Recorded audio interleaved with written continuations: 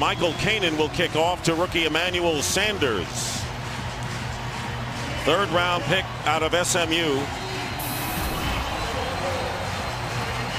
And this crowd is revved up, all dressed in black and gold, and a low kick starts this game. Sanders from the 2. And he brings it out past the 25-yard line.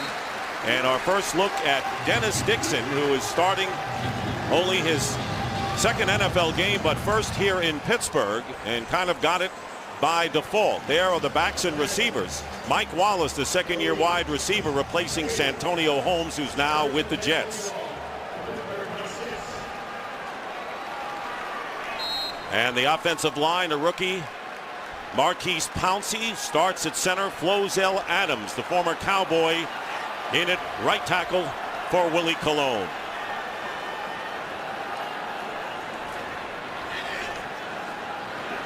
First down from the 26, and the handoff to Rashard Mendenhall, and he bangs his way out to the 30-yard line and a gain of 4. Eric Coleman making the tackle. Let's take a look at the revamped Atlanta defense, and they have 5 new starters. John Abraham is the veteran, and Trey Lewis is starting for Jonathan Babineau, who's been suspended for a game. Rookie Sean Weatherspoon gets a start at outside linebacker, and the big change, Dante Robinson, former Houston Texan, acquired at cornerback.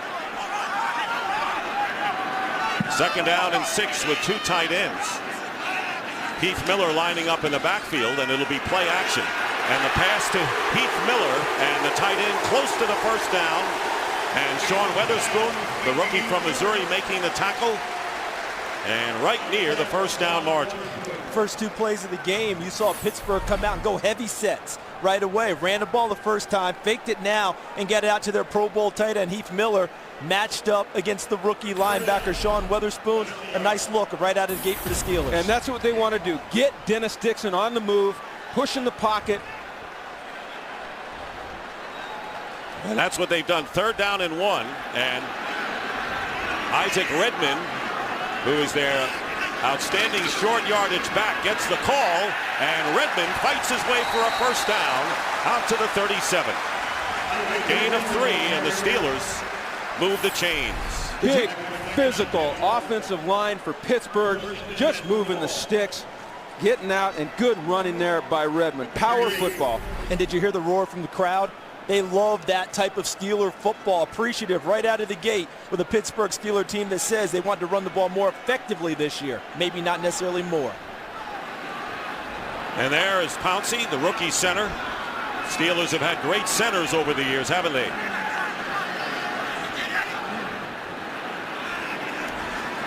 Dixon with a quick to Hines Ward. And Ward, with his first catch of the year, gets about 8.5 yards. And the Steelers, not far from midfield, get 9 yards with Croy Bierman making the tackle. How about the movement of Heath Miller here? The tight end coming across. You'll see him right there, 83, as he gets across field now. Now he throws a kick-out block on Brent Grimes to create the alley for the wide receiver to get upfield immediately and gain good yardage. And the first 2 throws, Dennis Dixon, easy throws to complete, get him in a rhythm. And get his confidence going. Second down and 1.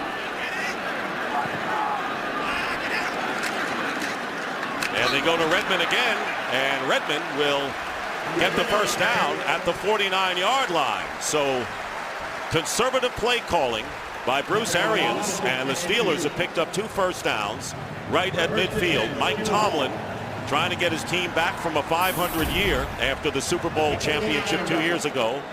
And a great job by Mike Smith, who has led the Falcons to back-to-back winning years for the first time in their franchise history.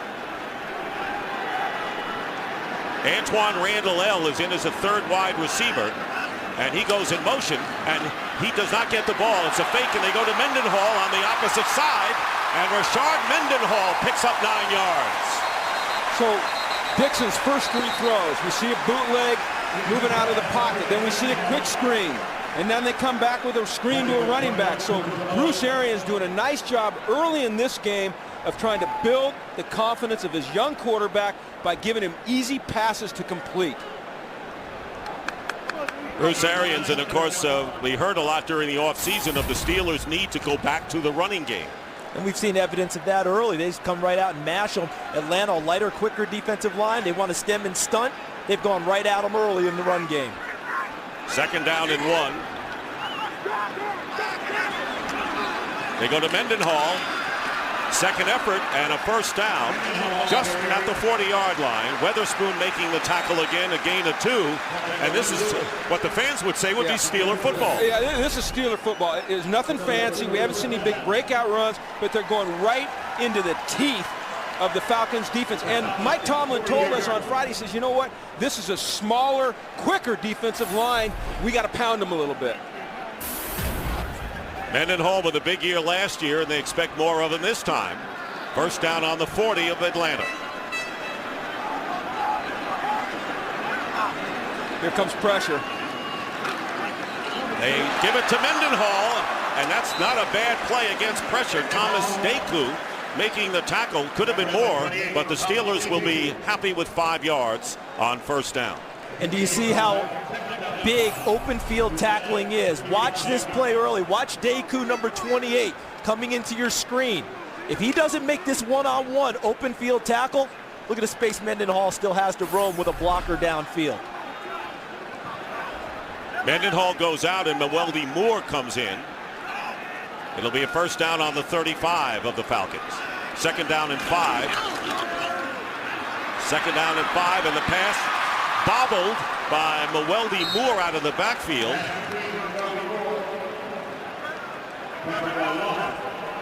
This sets up their first 3rd and pressure situation. So let's see how the Falcons attack Pittsburgh here in this 3rd and 6 situation. It's been interesting. Bruce Arians has done just about everything out of at least a 2 tight end set to start this ball game, disguising intentions with both tight ends looking heavy and still throwing the ball. On this one, looks like he's got the wide receivers on the field now. He does. Charles 4 with Randall L. Sanders along with Ward and Wallace. And out of the shotgun on 3rd and 6. Taking off, and he's going to be stopped about 4 yards shy of the 1st down by Curtis Lofton. And that's the running quarterback, and you know a lot about that because of the Michael Vick years with you. Yeah, outstanding. That's a coverage sack right there. That's an outstanding job. They rush 3, they drop 8 into coverage, and when you're playing against a quarterback that can scramble, that can win with his legs, you've got to keep eyes on him. So when he does break the contain, you can go get him.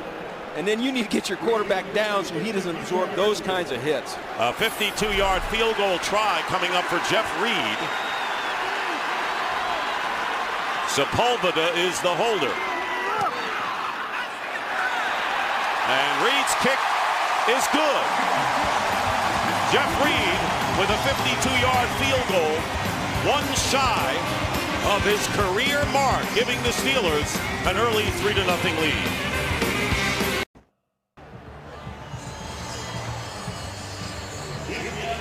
And the confluence of the 3 rivers here in Pittsburgh, 3-0, and now maybe Dennis Dixon can exhale after that first drive. Yeah, great start for that young man right there. 4 for 4 throwing the ball, all easy throws, made good decisions, protected the ball well. That's why he's smiling. And a 7-minute drive to get points on the board. Jeff Reed, who provided those points, kicking off Jarius Norwood from the 4, returning for the Falcons. And he brings it out to the 25-yard line where Jason Worlds makes the tackle. Mike Tomlin, very easygoing coach. He's been the winner. We'll be right back. And we're back in Pittsburgh with the Steelers leading 3-0. And the Falcons' first offensive possession beginning from the 25. Well, let's look for a throw to Tony Gonzalez here. Get that 1,000 out of the way. Here's Matt Ryan. And Ryan going outside. And a flag goes down. And Gonzalez was interfered with by Lamar Woodley, the linebacker. There's one weakness in the Pro Bowl players' game is pass coverage. Lamar Woodley. Interference, defense, number 56. Ball will be placed at the spot of the foul. 1st down. He doesn't catch the ball yet, but they get the first down. And it's not that Lamar Woodley can't cover. It's just the confidence level isn't as high as when he's rushing the passer. He was in good position, just fired a little bit too early and got a piece of Gonzalez. So a first down on the 30. And there's the pass and the catch by Roddy White. And Roddy White with a 4-yard pickup. And Matt Ryan, who had a great rookie year, fell off a little, but he's a good one. And there is his lineup. Harry Douglas is starting for Michael Jenkins, who has a shoulder injury and is out of action. And the offensive line intact. Todd McClure starting his 129th consecutive game, and that is a Falcon record. Heavy run set right here. Second down, and there's Michael Turner. And Turner gets his way past the 30 to the 31-yard line. 36 with 2-yard gain, and Timmons making the tackle. Take a look at the Steelers defense. Aaron Smith missed 11 games last year, so the Steelers have him back at defensive end. Great linebacking core. And in the secondary, Jim mentioned it, Troy Polamalu is back, and Brian McFadden, after a year in Arizona, returns as well at right corner. Third down and 4. Ryan with the short drop and through the hands of Roddy White, incomplete. Fourth down, and the Falcons will kick. Jim, how'd you like the defensive set there? Well, all of a sudden everyone's muddling around, no one with their hands on the ground. Where are they coming from? I'll tell you what, that creates tremendous confusion for your offensive line and your quarterback trying to figure out your pickups and protection. And it's a game of inches. You saw that ball slide right off of White's hands there. And I'll tell you what, in this game, you've got to make those plays. Antoine Randall L. returning to Pittsburgh after a stint with the Redskins, and Michael Kanan will punt. And good hang time here, and a fair catch called for by Randall L. And the Steelers will go to work again. There's a penalty flag down upfield at about the 40. Holding receiving team during the kick. 10-yard penalty from the end of the kick. First down. Timeout. So that will send the Steelers back to inside the 20-yard line. Dennis Dixon will go out again after leading the Steelers to the 3-0 lead. Fox Sports is first to bring all fans the ultimate NFL viewing experience, an HD experience, even if you don't have an HD set with widescreen. Viewers watching in standard definition are seeing small black strips at the top and bottom of your screen. Well, that's good. You're actually seeing more of the field than ever before, and the same perspective as your friends with HD without lifting a finger. So sit back and enjoy the game and your better view of the action. First down on the 32. Michael Turner. And there is Turner, who was out 5 of the last 7 games last year, picks up 3. And you notice Atlanta wants to get the ball to Michael Turner. All right, they came out the first series, essentially a 3-and-out if you take away the penalty, trying to get Tony Gonzalez's catch. Didn't get much done, but they have to win the early downs. They've got to win on first down. They've got to win on second down. Great third and short. They're hoping Michael Turner's running will give them that ability. Second down and 7 from the 35. Ryan getting some pressure, and his pass way overthrown. Tony Gonzalez was the intended receiver, and they still haven't gotten it to Gonzalez for his 1,000th NFL reception. Watch the pressure on Matt Ryan. And Jim, you'll love this as a defensive guy. Troy Polamalu, see, made him hop, step, and reset. And I think that hurt his accuracy on the throw. Now he's high and away. What bothers me there, though, is that they max protected, which means they kept 8 guys in, and still he felt pressure. It's the hair. You can't keep the hair out when he's ready to roll. Third and 7, and Snelling and Norwood are in, and here comes the pressure on Matt Ryan, and Matt Ryan, down he goes, back at the 25. Couldn't get away from Lamar Woodley, who was 3rd in the league at sacks last year with 13.5, a loss of 10. This crowd going wild. Back-to-back pressures up the gut. And watch what happens in here to number 73, Harvey Dahl. He gets blown right back into the face of Matt Ryan. No chance to complete a pass that way. Look at the power. Look at the power that Woodley exhibits there. Michael Kanan will kick from the 10, and Antoine Randall L. looking to give the Steelers good field position. Both of these kickers getting great hang time on their punts. Randall L. from the 21, nowhere to go, and he's down at the 28. And great reaction by the Steelers defense.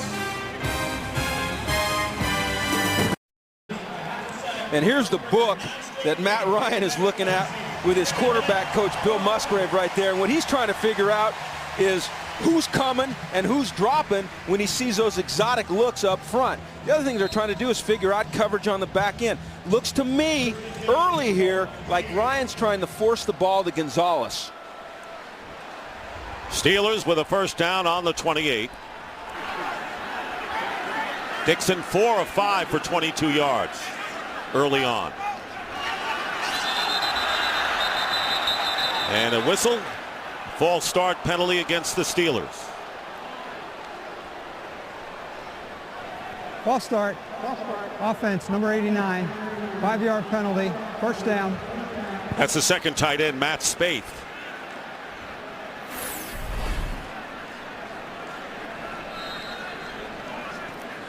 You know, and what you're seeing out of the Steelers early here is a lot of movement out of their tight ends, and sometimes that's going to happen.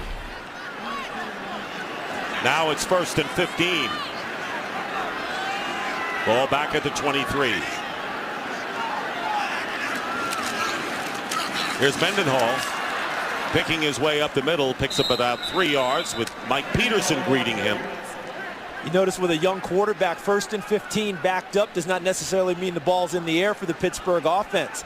And one of the things Pittsburgh did as a team was take a look at a game film of Tennessee and Jacksonville when Vince Young was a rookie, because they want to see how Mike Smith, who was running the Jacksonville defense at the time, planned for Vince Young, who they equate to Dennis Dixon.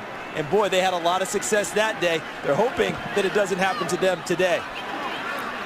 Second down and 12. Under 3 minutes to go. And here's Mendenhall. And Mendenhall gets to the 30. And for a game break, let's check in again with Kurt Menefee. Well, if the Steelers want Dennis Dixon to look like Vince Young, here's a little tape you can study. Young, 56 yards to the former Steeler, Nate Washington. And Tennessee is on top of Oakland early, 7-3. Dick, Charles, and Jim. How about that one? And not bad. Now that's the Dennis Dixon, you know, that they want to see. All right, they want to see that Vince Young, not the Vince Young when he was a rookie, playing that Jacksonville defense when he was sacked 5 times in that game. You covered him with Texas in the BCS championship game. 3rd down and 8. Here comes pressure again. And there is the pass. And it's intended for Mike Wallace. Incomplete. It would have been a first down. And 4th down coming up, and the Falcons hold the Steelers.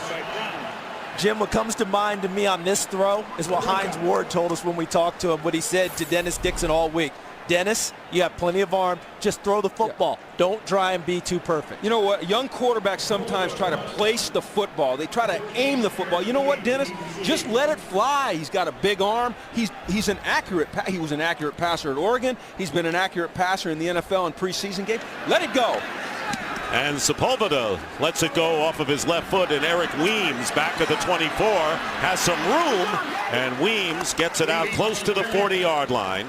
And so the Falcons, in a defensive heralded first quarter, 3-0 in favor of the Steelers, will get the ball. The second game of our Fox doubleheader. How about the Packers and the Eagles, guys? Is that going to be fun to watch now? Can't wait to see what Kevin Cobb does now that he is the man in Philadelphia. Okay. Kevin Cobb, and you got a lot of people think that Aaron Rodgers may be the up-and-coming quarterback in the conference. And when you talk about elite quarterbacks, Aaron Rodgers is in that conversation now. No doubt about it. Along with the guy we're watching here today, number 2. Yes. First down at the 38 for the Falcons. And this pass intended for Roddy White. And the Steelers are yelling for offensive pass interference. Ike Taylor was defending on the play. Well, as a former DB coach and D coordinator, I know you had to like that coverage. Well, I love Ike Taylor. Did you see how he pinned him to the sideline and gave nowhere to go? Picture perfect. We got to get out here. Look, the Falcons are going to their no huddle. And that means the umpire has to quickly get back in a hurry. And it's an audible as well on 2nd and 10.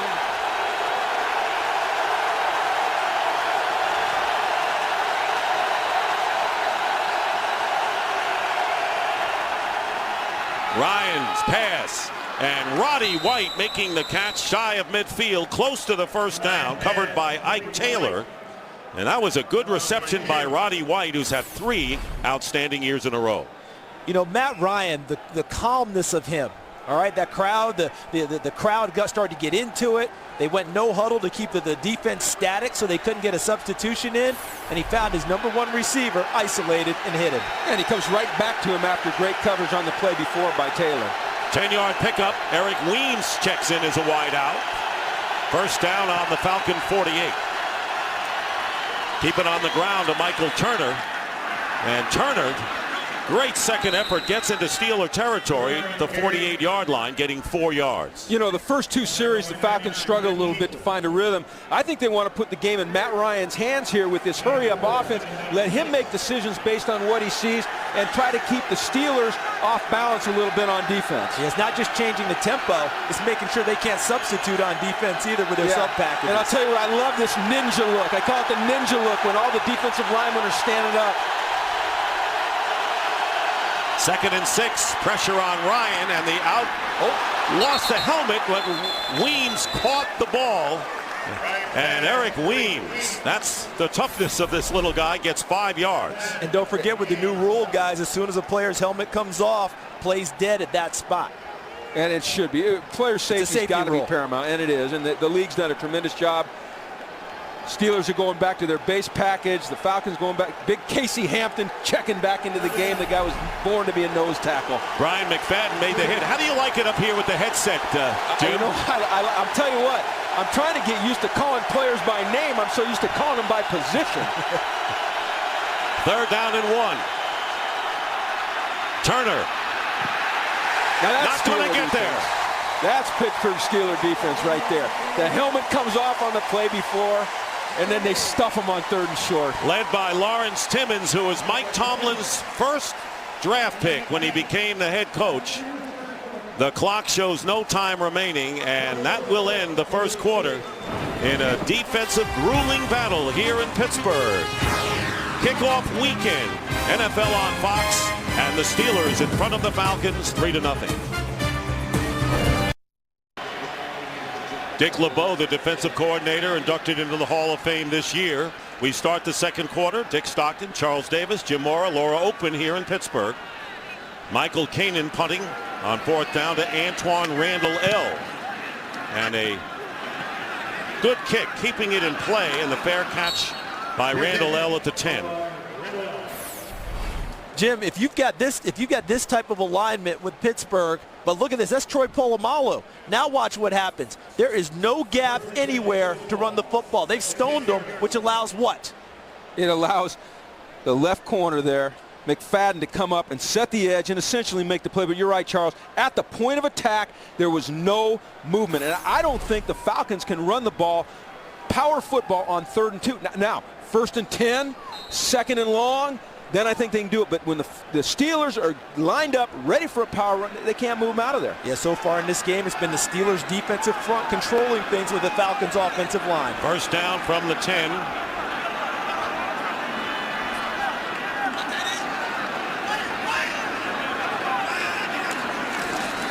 Dixon will hand off to Mendenhall, and the Falcons all over him. No gain. Now, the one good thing that's happened on these last 2 possessions, guys, is that the Falcons have changed field position in their favor. This is the 2nd drive in a row that the Steelers are starting from deep, coming out, right? So they're coming out off of the goal line. That allows the Falcons now, if they can hold here, great game field position. Great point. It's a 3-point game, and you're seeing the changes in field position. So, you know what? Falcons get a good drive. And Brian Van Gorder, the defensive coordinator, trying to keep them penned in to help his offense. 2nd down and 10. Again, Heath Miller lining up in the backfield. And the pitch is to Mendenhall. Spinning his way out. Not a bad run as he gets out to the 15. Kurt Menefee has another game break for us. Kurt, take it away. All right, Dick, first regular season game at the new Meadowlands Stadium, and the Giants put up their first touchdown. Eli Manning to Hakeem Nicks, 26 yards on the score, and the Giants lead Carolina as they start the second quarter, 7-3. Dick, Charles, and Jim. What do you think of the Giants' chances here? Everyone's talking Dallas in the NFC East, Charles. And I think they love that because they've got a new spirit on defense with Perry Fuel as their coordinator. Guys will come out ready to play. And Hakeem Nicks trying to emulate Plexico Burress. 3rd down and 5 after the run by Mendenhall. Dixon given some time here. And he throws to Antoine Randall. Lunges, but will be a yard short of the 1st down. So the field position pays off for the Falcons, Jim. It does. And I'll tell you what, I really like what the Falcons are doing on defense here in that 3rd and intermediate. The Steelers are anticipating blitz. The Falcons are playing 3-man rush, dropping 8, and there it looked like they had a double spy on Dixon. And I thought that they did a nice job game planning because they know the best throws for Dennis Dixon are intermediate and deep balls. And they covered that one well. Sepulveda kicking to Eric Weems. Fair catch by Weems at the 28. Yeah, and he's going to regret that fair catch. This is a chess game we have going on in Pittsburgh for our opener. Dixon in only his 2nd NFL start against Matt Ryan, a little more experience. 3-point game. And welcome back to Pittsburgh. Defense, you see there upstairs, that's what this game is about. Dennis Dixon over on the sidelines, engineered that first drive that got a field goal. That's been the only scoring. 1st down at the 28. Pitch goes to Michael Turner. And he gets a couple of, that's all. And here's the book we're talking about that. In this case, it's not a book, but it's a series of photos taken from the sideline and the end zone right before the ball is snapped and right after the ball is snapped so that Bruce Arians here, the offensive coordinator, between series can get with his young quarterback, Dennis Dixon, and explain what the Falcons defense is trying to do to him. And it gives him a visual that helps him as they go through the game. 2nd and 7. Again, it's Turner. And again, the Steelers are staunch against the run, led by James Harrison. No gain on the play will bring up 3rd down.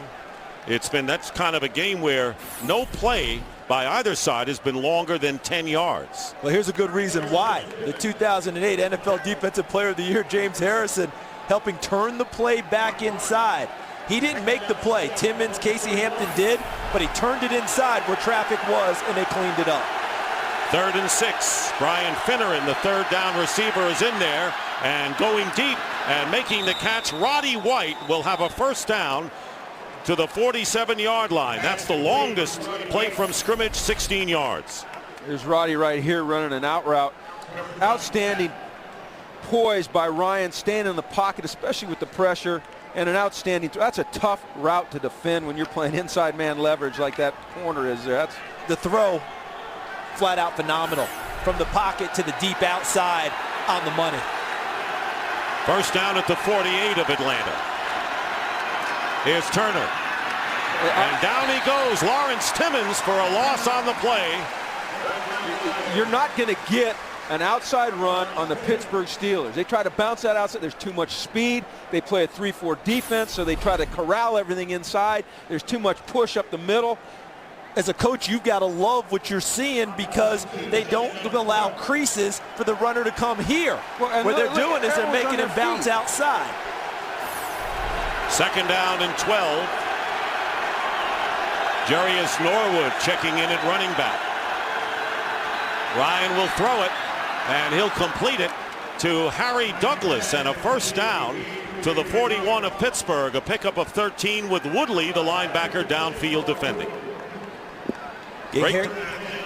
Getting Harry Douglas back has been huge for Matt Ryan. The one thing that they missed last year, one of the things they missed, was a guy who was a catch and run guy.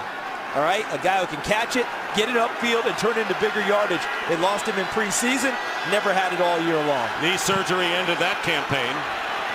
Jason Snelling, another one of the Falcon backs in there at 1st and 10.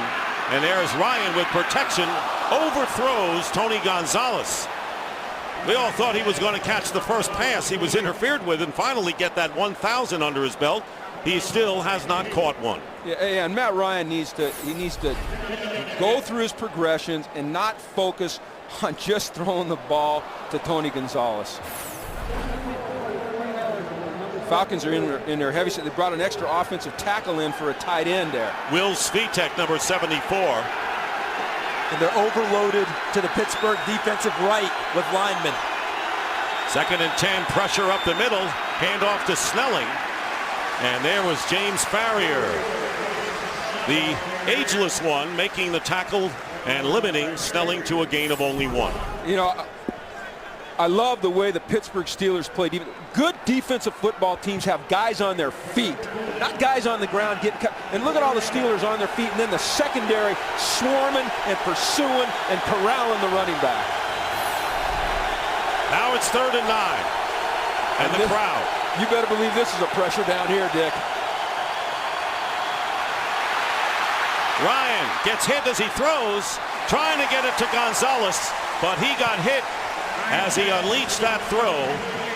And it was Ziggy Hood who put the pressure on, number 96, and a comer for the Steelers. And good protection up front here by Atlanta. Great job by Snelling on Farrier there, but the coverage was just outstanding down the field. And eventually, against this type of rush, there's a breakdown. And there's Ziggy Hood. Boy, they like old Ziggy Hood now. They say he's really coming on. Mike Tomlin couldn't say enough about him the other day, so Michael Kanan will kick on 4th down, and Antoine Randall L. Fair catch inside the 10. So once again, the Falcons have the Steelers hemmed in. Long way to go for them in a 3-0 game. We'll be back to Pittsburgh after this. Great fan base, the Pittsburgh Steelers, and why not, with 6 Super Bowls to their credit. Meanwhile, starting from the 7-yard line, Dennis Dixon.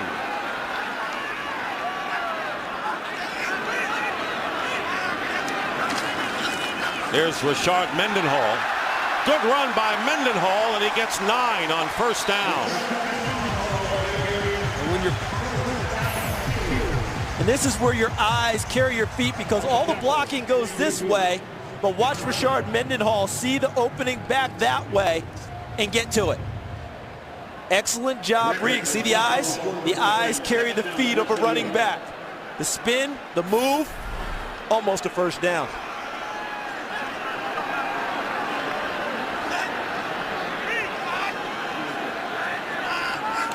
Second down and 1. They go again to Mendenhall. And he appears to be stopped short by Jamal Anderson. I'm impressed with the way the Atlanta defensive line is holding up against this power running game, because they are undersized in comparison to what the Pittsburgh Steelers are on offense, and they're doing a nice job of holding up in general. And Jim, on the other hand, we look at Dennis Dixon. What is he doing that you like so far? I'll tell you what, Dick, what I love about Dennis Dixon, his numbers aren't overwhelming. He's 5 for 7, right? He's only 26 yards, but we talked about it in the open. Manage the game. Don't make mistakes early in the game when it's critical, or late in the game. We're not there yet, but late in the game when it's critical. Know when to tuck the football away and get to the next down. You're not going to make you're not going to make a great play every play, but manage the game, make good decisions, be careful with the football, and he's doing those things so far. It'll be 3rd and less than a yard. So in a sense, if you're a golfer, you can't win the tournament on Thursday, but you can shoot yourself out of it, right? Absolutely. So that's what Dennis Dixon, don't shoot yourself out of this ball game early, and he hasn't done that. Is this from a guy who worked in golf broadcasting? Listen, I live in Orlando, Florida. Every other sentence out of someone's mouth is about golf, so you pick it up as you go along. Throw it in here, it's okay. 3rd and 1, and Isaac Redmond their third down short yardage back checking in. And it's Redmond who gets the first down and a few more to boot out to the 22. Got 5 yards. And how about that run, guys? Because in short yardage situations, the first play we saw in this drive, we saw what? We saw Rashard Mendenhall cutting back and looking for openings. Here, Redmond's just putting his head down and picking up that yardage. None of this cutting and twisting, none of this saying, okay, where's the get? I'm going straight forward and getting the first down. That's the way the Steelers want to play on short yardage. Yeah, that's the way to play. Mike Tomlin right there with it. Mendenhall back in. First down at the 21. Here's Dixon. Pass complete to Heath Miller.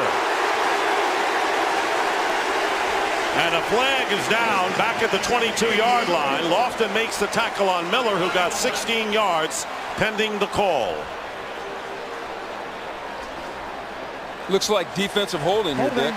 Defense number 56. Penalty is declined. First down. That's Sean Weatherspoon, the #1 pick out of Missouri. Yeah, and that's a rookie mistake there. His feet, he loses his leverage. He's supposed to keep inside leverage on the back. He gets outside. He has to grab him with his arms to try to regain his leverage. The official sees it. But you got to like the throws that Bruce Arians is giving Dennis Dixon. Yeah, easy short, over the easy, middle. Yeah. Right his line of vision, able to throw darts. I got it up to the 38 now. Started at the 7-yard line. Mendenhall and Redmond in there, and the call is to Mendenhall. And he brings it out to the 40-yard line. And for a game break, once again, here's Kurt Menefee. One-time Falcon quarterback Matt Schaub, now the man in Houston, hooking up with Kevin Walter for a 22-yard score. The Texans on top of Indy, 13-0. Dick, Charles, and Jim, I'm sure you guys know all the time, Indy 15-1 against the Texans. How about this one?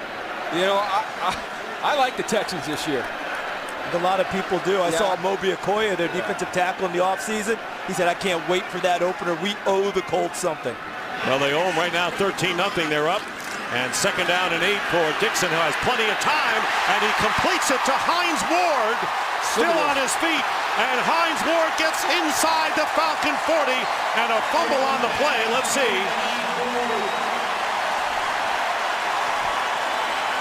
Hines Ward with a 21-yard gain, held onto the ball. Watch this route that he runs against Dante Robinson. Great job setting him up with an outside move and then being physical, getting inside. And not only that, understanding that he's not touched. Let's get up and get more out of the play. It'll be interesting to watch Dante Robinson, the new acquisition for the Falcons, all day, playing a new style of coverage for him. He's used to press man, playing off. First down to Rashard Mendenhall. Tough to bring down, and he gets to the 30, a little inside the 35-yard line. Trey Essex with a superb block and a 5-yard pickup. Jim, you know what I'm seeing out there right now with the Steelers? I'm seeing their offensive line having fun. Yeah. Nothing like offensive linemen be able to fire off and smack someone in the run game. And I'm sensing confidence. And I'll tell you what, don't let this train get on the tracks. And look at the disparity and weight between the offensive line and the defensive line there. And as the game wears on, that will become critical. And that was before breakfast. We have to adjust those numbers now. Second down and 5. Dixon. Oh! And the pass is intercepted. And it's Mike Peterson forcing the first mistake of the day by Dennis Dixon, who has gone flawless up to this point. 4:34 remaining in the first half, and the Falcons stop the Steelers' serve.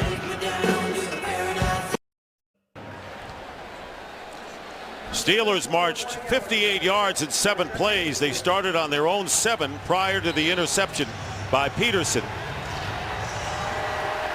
And Hines Ward trying to calm Dixon down to him, hey, let it go. Let it go. Move on. Good veteran leadership right there. First down at the 28 for the Falcons. Trail 3-0. Ryan up the middle. And open is Harry Douglas with the catch to midfield.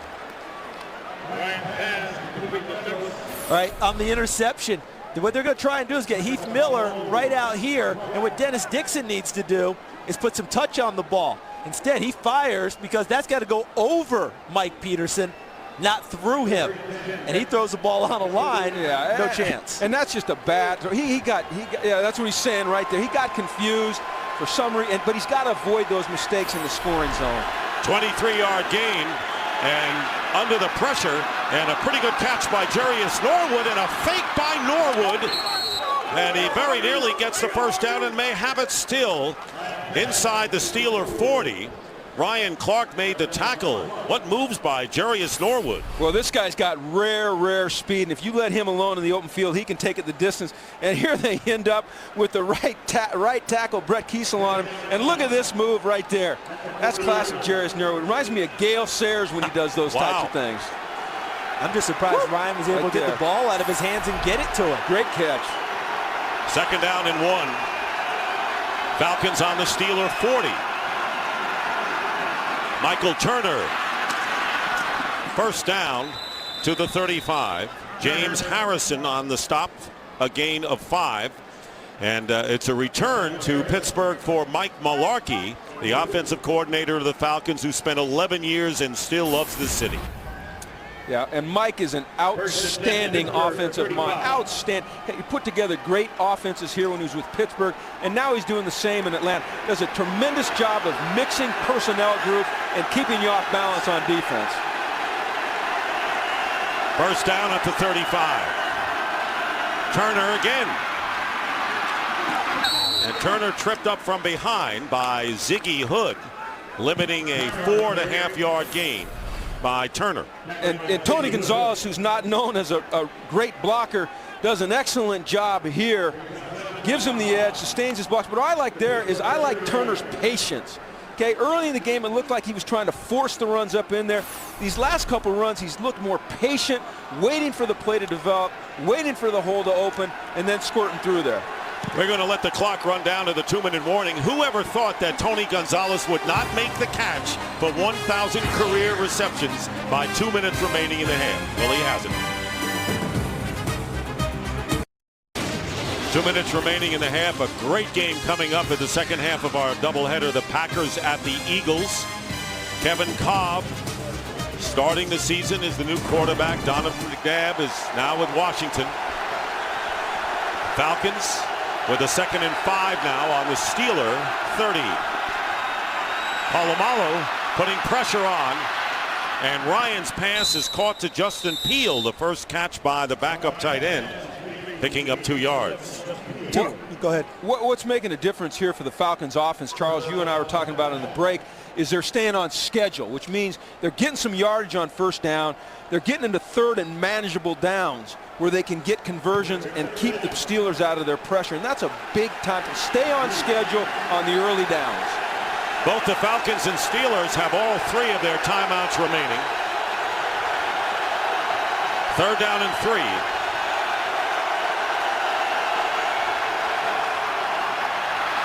Matt Ryan, and off the chest of Jarius Norwood, 4th down, and a field goal try coming up for the Falcons. Back-to-back plays, we've seen Matt Ryan show maybe a little more athletic ability than he's given credit for. He scrambled out of the pocket, completed a pass on 2nd down, and here on 3rd down, going against his body, gets it back the other way, and hits Jarius Norwood right between the 3 and the 2. A tough catch, but boy, he put it right on him. Matt Bryant will try a 46-yard field goal to tie the game.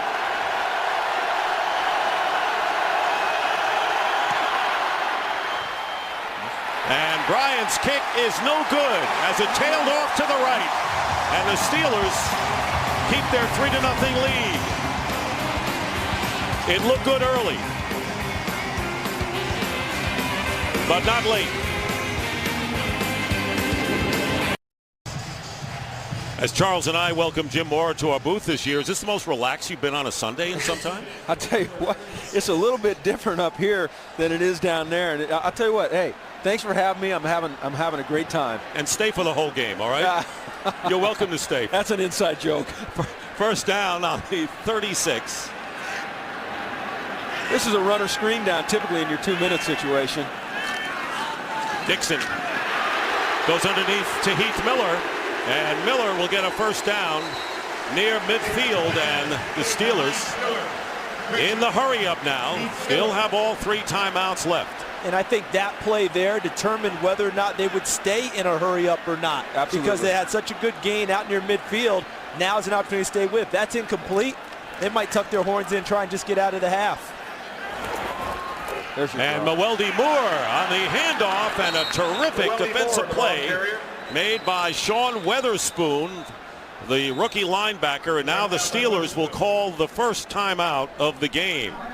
And the Steelers have a lot of options here, Charles. They had 3 timeouts. They're down to 2. There's a lot of time left on the clock. They've got good field position.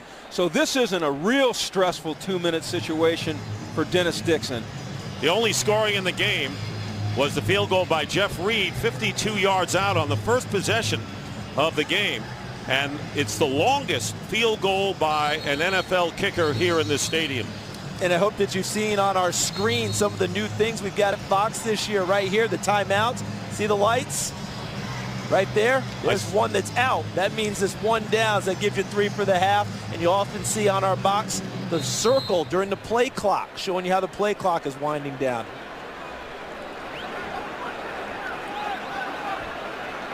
Again, remember the best throws for Dennis Dixon are those intermediate crossing type routes where you can see the throw the whole way.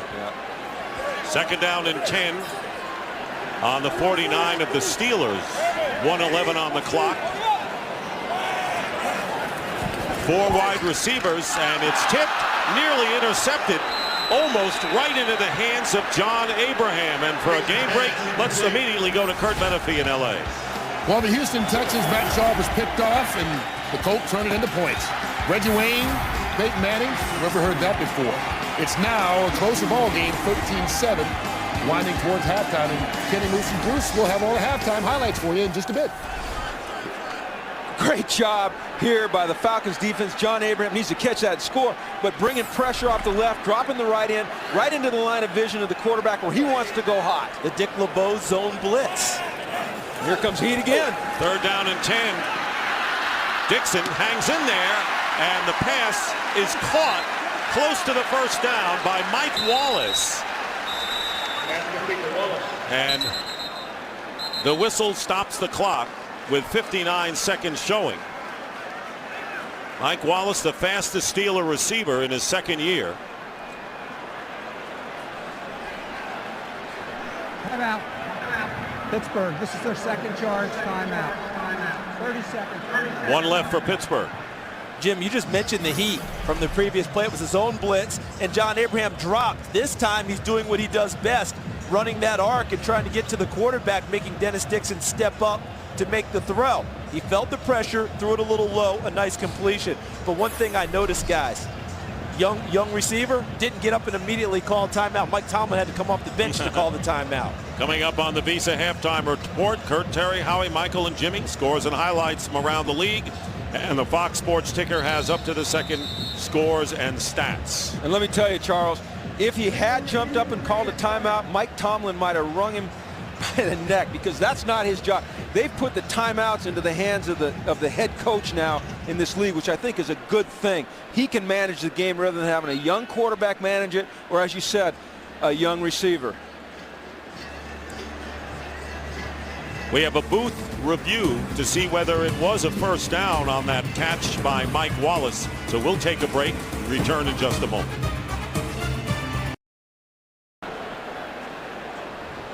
A booth review on possession by Wallace. Inside 2 minutes, it becomes a booth review. Here's Scott Green. After reviewing the play on the field is confirmed. It's a first down. And I think that's a good call. I mean, unless there's indisputable visual evidence, you've got to go with the call as it stands on the field. And I don't see anything there to make me think that it's not a first down. I like what Bruce Arians is doing here with Dixon so far today. First down on the Falcon 41. 1 timeout left for the Steelers. Dixon stepping up, goes underneath to Mewelde Moore, who's tackled by Stephen Nicholas, gets 4 yards. Here goes the hurry up, but they've got to wait for the receivers to come back. Yeah, and that's another good decision by Dixon. There's nothing down the field. Just dump it down. You've got time. You've got field position.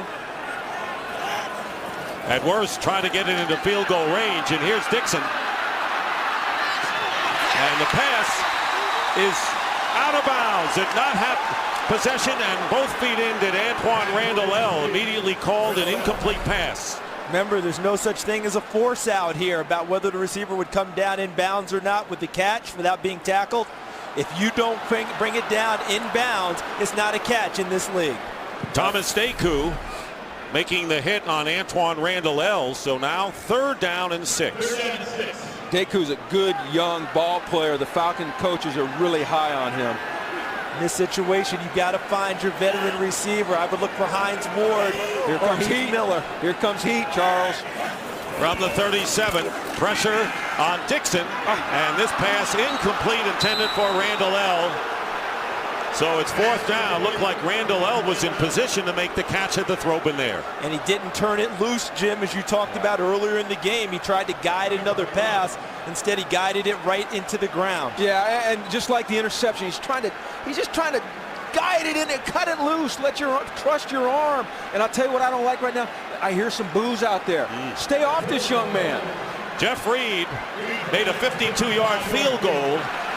Longest ever in the stadium. Mike Smith ready to call a timeout to freeze Jeff Reed, and calls it here with 22 seconds left and about 5 seconds on the play clock. So that will be the first timeout by the Falcons. And so Jeff Reed thinking a little bit more about what would be, guys, a 55-yard kick. Yeah, and you don't usually see a coach freeze a kicker at the end of the half. That's something you typically see at the end of the game. But with 22 seconds left in the half, 2 timeouts left for the Falcons. If he misses this thing, they've got field position and a chance to put some points on the board. So he's going to take every advantage that he can get right here, and something you don't see a lot, freezing the kicker before the half. And I like it, though. I like it. And you also have to think Mike Smith's thinking, the way this game is gone, scoring opportunities are at a premium. Oh, boy. You want to make sure that you maximize.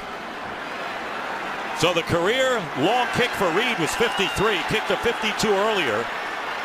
And this one will be a 55-yard kick.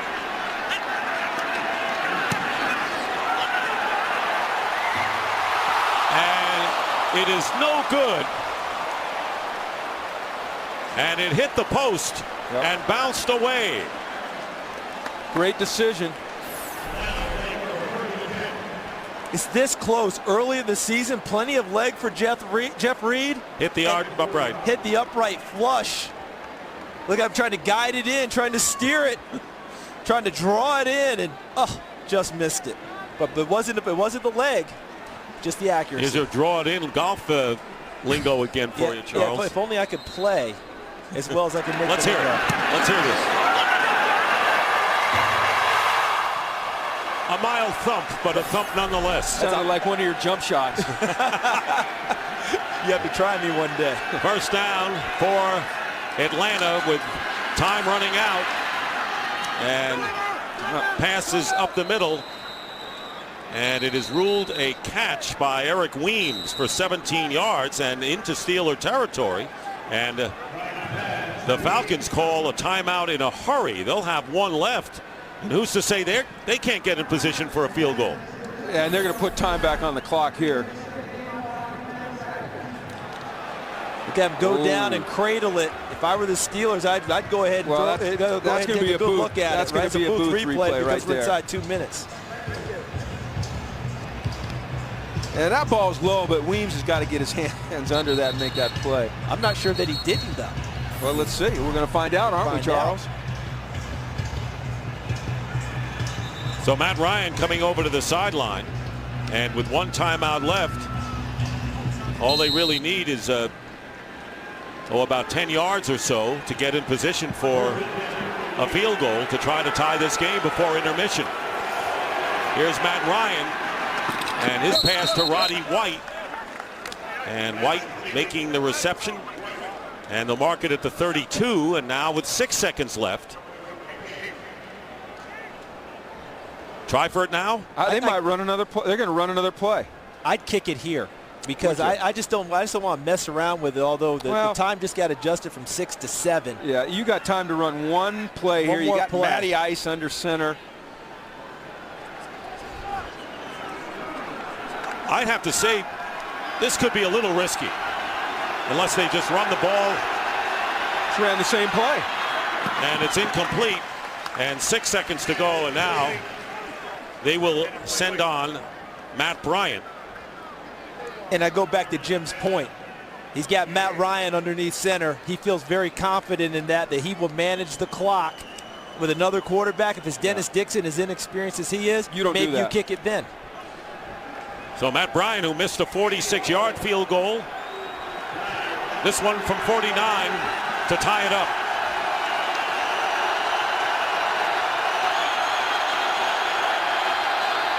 And the Steelers say we can play the same game. We can freeze your kicker. This is just the opening game of the season now, guys. How about that? Is that the coolest timeout that's ever been called in the NFL? That's a cool coach there. He just gave me, Jim, he just gave him a little, just out of the side timeout. Yeah, one more time. Timeout. No flair there. Meanwhile, Mike Smith goes up, makes a big deal, getting to the official's face and putting the big T on for timeout. Not Mike Tomlin. Now we're set to go, and the field goal tried by Matt Bryant.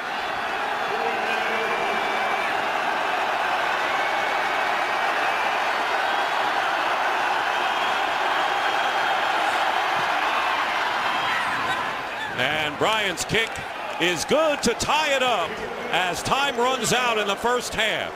So a Steeler field goal on the opening drive, and now a field goal on the last play by the Falcons. That's the end of the half. We're tied 3-3. Fox NFL Sunday continues with the Visa halftime report after these messages and a word from your local Fox station. Back here in Pittsburgh, Tony Gonzalez still without the one reception that would give him 1,000 for his career. And it must be an art for coaches calling timeouts, Jim Mora. Well, we saw two different styles there, and what was interesting about that is, first of all, I have great respect for both of these coaches. They're both outstanding, and they are contrasting in how they coach the game. You would typically think that Mike Tomlin would be the more demonstrative, passionate guy calling the timeout. He gave it the little timeout. He gave it the cool shot. The cool shot. And Mike Smith, who's a little more reserved in his mannerisms, was more demonstrative. So, but don't forget at the time that it happened, Mike Tomlin was up 3. Let me tell you something. And Mike Smith was down 3. So the urgency was on Mike Smith at that point. Right. True, but game day brings out some amazing things on the side. When you put those headphones on as a coach on the side, you can't believe some of the things that go on between coaches during a game on the sidelines. If we said it to each other on the street, you'd be in fighting. public, you'd be fighting words. You would know as well as anyone, having been down there. Now, what do we anticipate in the second half, guys? Well, I think for Atlanta, what I've seen is their offensive line kind of came together as the half went on. They were getting dominated early, and they started to get a few cracks in the defensive front for the running game, and Matt Ryan has been very efficient with the ball. Dennis Dixon made one big mistake in the first half. He cannot do that in the second half. No, you're right, and Pittsburgh's they've got to hone things in on offense. I think Bruce Arians, who I think is a great coach, is taking a lot of heat around here, which is unfortunate. He needs to hone things in a little bit more for Dixon and come back to the short throws, not try to push it down the field as much. Well, the Falcons will get the ball first here in the third quarter. Jarius Norwood from the 4. And Norwood brings it out close to the 25 as we send it down to Laura Oakman. Thanks, Dick. I talked to Mike Smith, who said offensively we handled the surge. He said our protection and our blocking got better, and that's why our drive started to get better. He said that's the key for the second half. Also, he said with scoring so hard to come by, it's going to come down to field position and turnovers. As for Mike Tomlin, he's happy with how Dennis Dixon is playing right now. He said his communication good. He has settled down. He said physicality huge in the second half. He said fatigue is a factor in the first game of the season. We want to make them wilt before we do. All right, Laura, good job. First down on the 23 for the Falcons. And they have spread it out. And Gonzalez is about to get his first catch here. Oh, I'm wrong. Eric Weems, and they won't stop the game for Eric Weems catching a pass. That ball's not going to the sidelines. A 6-yard gain. And they're not going to stop it for Tony Gonzalez because they're in Pittsburgh. And here's the no huddle again. 3-3 to score. Field goal for opening drive, field goal to end the first half. That's the scoring story. Notice it's a no huddle, but it's not a hurry up no huddle. 2nd and 5, and Michael Turner gets by one defender, and he'll pick up the first down out to the 35. James Farrier missed a chance to get Turner behind the line. This could have been such a negative play. Watch Farrier, number 51. He's got the opportunity to stop this at the line of scrimmage or behind it. He misses Turner, and he cuts up inside Polamalu for a nice gain. On first down, play action. Ryan and Weems, did he keep his feet in bounds? Yes, he did. He had the catch. The official was right there, and he gets 9 yards. Well, two things. The feet keeping him bounds, but a great job coming back to the football. And that's what you got to do on those outside throws. You got to keep coming back to the football, working towards the line of scrimmage, and Weems does an outstanding job there. And Charles, to your point, there's a big difference between a hurry-up offense and a no-huddle offense. This no-huddle just allows them to keep Pittsburgh with the same personnel group on the field. And here is Turner. And not letting go was Aaron Smith, making the tackle after the short gain. By the way, Casey Hampton, the nose tackle for the Steelers, is on the sidelines with a hamstring pull. Questionable as to his return. There's Brett Kiesel, who made the play. Nick Eason has replaced Hampton at the nose. First down and the quick, and I don't think Roddy White was ready for that. No, that was going to be a run play, and this was going to be a run play, and he's thinking about his blocking assignment initially, and he stumbles. He just stumbled, guys. If you look at that again, he was ready. His eyes were right back into Matt Ryan. He just stumbled coming out trying to catch the football. Like I said, he was ready, but he just stumbled. And Roddy White, if it doesn't work first, get it to Roddy again, stays in bounds and gets into Steeler territory. 5-yard pickup with Ike Taylor defending. And that's twice in this game where Roddy White didn't get a catch, and the very next play, Matt Ryan came right back to him. He did in the first half on a sideline route.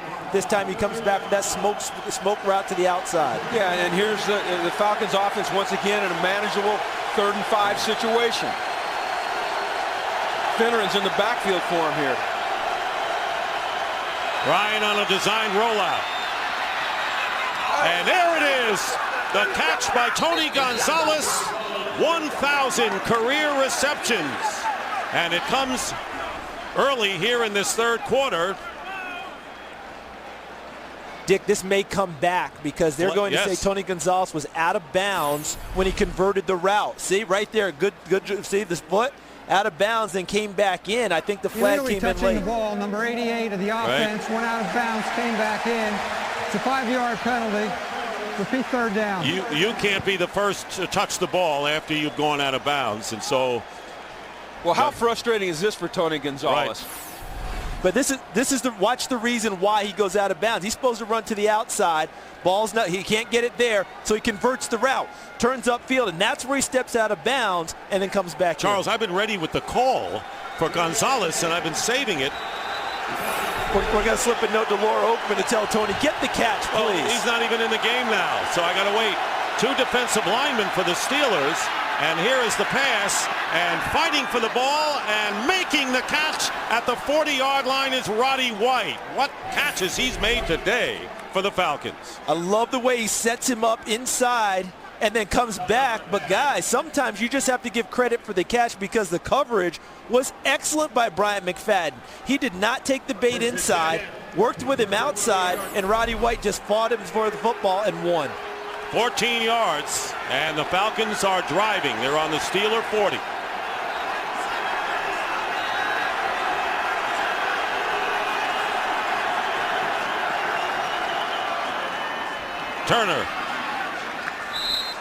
Turner has not gotten much today. In fact, before that last play, it averaged only 2.5 yards per carry. James Harrison that time making the play. Jim, you mentioned a little while ago that you're seeing Matt Ryan become an elite quarterback. I think this drive is encapsulating it because they're putting a lot on him. With a check with me, he makes the calls now. It's a no huddle, not a hurry up. He's seeing the formations, he's seeing the defense, he's calling the plays. You're absolutely right. Second down and 10 from the 40. Pressure from behind, and Ryan throwing, and it's caught by Tony Gonzalez, and that will count. Yes, Tony Gonzalez takes him to early in this third quarter, and he makes reception number 1,000 in his career, only the 7th in league history to catch 1,000 passes, and the very first tight end. And a great Pittsburgh reception. Some cheers, some boos. But look at him work up into the seam, and a nice throw by Ryan, throwing it over Woodley and in front of Polamalu. And of course, Gonzalez with the 1,000th catch. 20-yard gain, and I can go home now. Please don't. Stay with us. First down at the 21. Here comes the pressure on Ryan, and on the fade pattern, trying to get it to Brian Finneran, but covered well by Ike Taylor. You know, everything all around him. How about that, Jim? You know, all this madness around Matt Ryan, and he just moves with a little depth slide step and then steps up into the pocket to give Tony Gonzalez more of an opening and puts the ball on him for the 1,000th catch of his career. And that ball's going to Canton right there.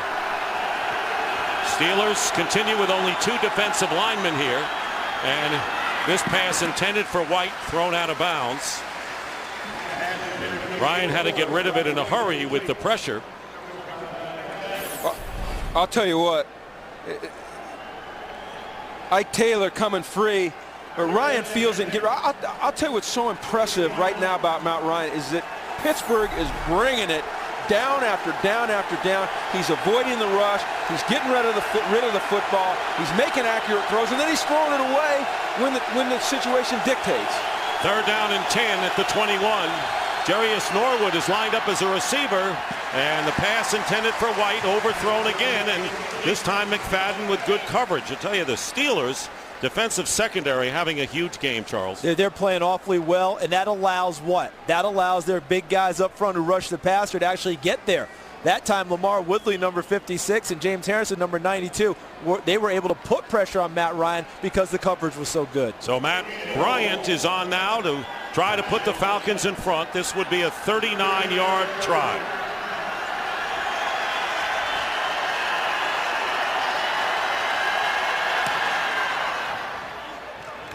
And Matt Bryant's kick is good. Signed in December of '09 after spending 4 years with Tampa Bay. Mike Smith enjoys a lead for the first time today, 6-3. Welcome back to Pittsburgh, and that's Casey Hampton, obviously through for the day with a hamstring pull. The Steelers' nose tackle. Falcons taking a 6-3 lead, and Michael Kanan kicking off, and back deep, Emmanuel Sanders for the Steelers, and a good kick. And Sanders will just take it out on the 20-yard line, and we'll take a break right here. Pittsburgh trying to come back now. Back in Pittsburgh, the Steelers will start from the 20-yard line, and I'm sure a lot of the fans, guys, are saying, I know we don't have Ben Roethlisberger for 4 weeks, and 2-2 would be nice, but if Ben were here, maybe the picture would be different, even though Dixon's only made one real mistake. First down, a handoff to Rashard Mendenhall, and he'll get a yard, maybe 2. You raise an interesting point, though. You talk about the fans and Ben Roethlisberger and how it works. This is a Steelers team led by Mike Tomlin that hasn't moved on. That's the wrong term. But they've dealt with the situation. They knew what was going down. It's a veteran team. And by the way, they didn't vote Ben a captain. Also signifying we're ready to go play this year with you or without you. Second down and 8.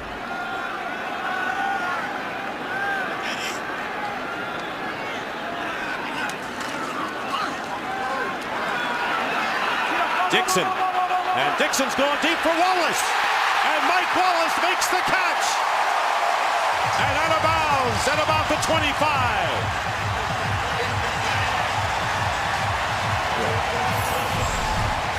Once again, play action allows Dixon to get a deeper drop, but the protection, look at the protection. Gives him time to deliver a strike to Mike Wallace. 52-yard play, and last year Mike Wallace, who's only in his second season, led the NFL in yards per catch at nearly 19 and a half. So he has been a big play man, and a first down on the Falcon 26. Rashard Mendenhall, tough yards up the middle, gets to the 24. That big physical offensive line of the Pittsburgh Steelers.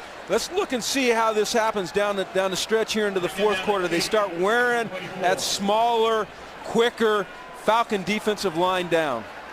And don't forget they have a rookie in the middle, Marquise Pouncey, who's doing a tremendous job helping with line calls and handling people up front.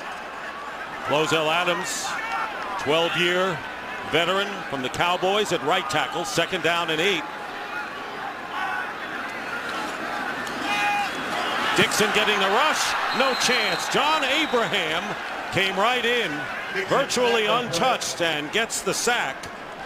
And a loss of 7 yards and the first sack of the game. Way to go, Jim. Yeah, way to put it on him. I was lucky to coach John Abraham in 2006, and he has rare first step quickness. And they put him over there on Max Starks, and he just ran right around him, and that's what Abe can do. He runs like a darn gazelle. I used to try to run striders with him in the offseason. I'd be running as hard as I could. I'd look at him, he looked like he wasn't even working. So now it's 3rd and 15, back to the 30.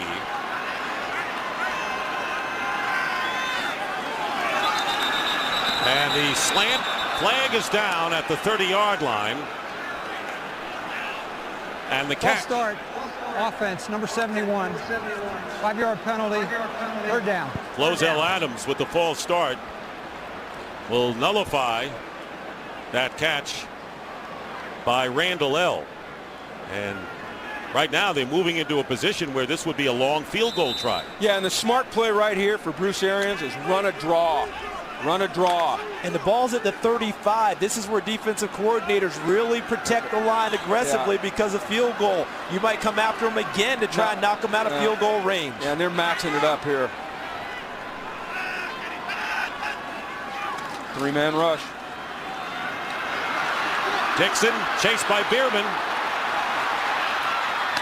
And his pass is caught by Hines Ward. What a play by Ward, coming back to the play after the pass rush. And the Steelers are short of the first down, but they certainly are in field goal range now at the 17. Look at the protection that he gets, and then when he flushes, he keeps his eyes downfield, gets almost to the sideline, and able to deliver that really all arm. And Hines Ward coming back to the football puts him in a great spot to kick a field goal. And Reed is on, looking to tie it up. This will be a 36-yard attempt. Reed had a 52-yard field goal earlier, and Jeff Reed's kick is good, and we're tied at 6. I don't know why, because we have a defensive coach here, that we have to have a low-scoring game. Are we destined for that? I don't know. I don't know.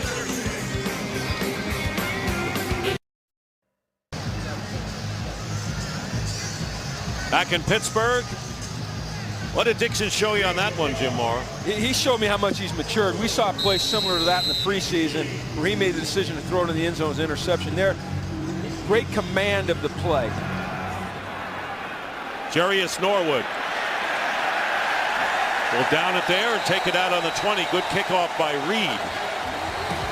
We'll take a break. Matt Ryan, who's completed 15 of 26 for 159 yards.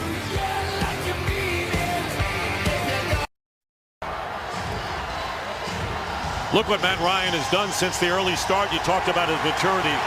That's why they call him Matty Ice. He's not worried about the 1-for-4 start. That's why it leads him to the 14 for 22 thereafter. And the terrible towels are in full bloom.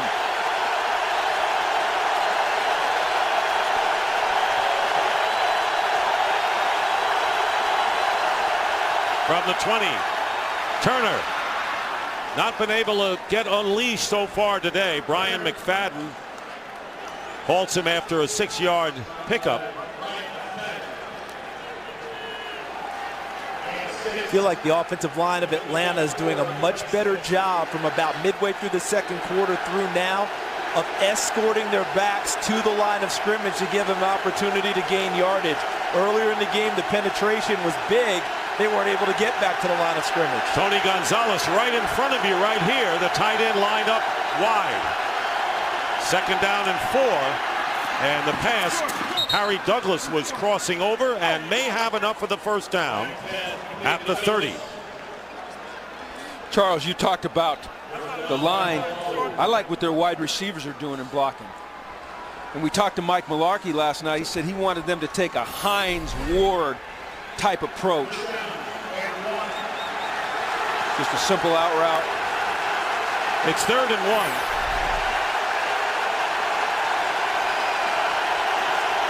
Quarterback sneak by Matt Ryan. And the way the officials are running in, we may need a spot here. And it is a first down as Matt Ryan goes back to his huddle.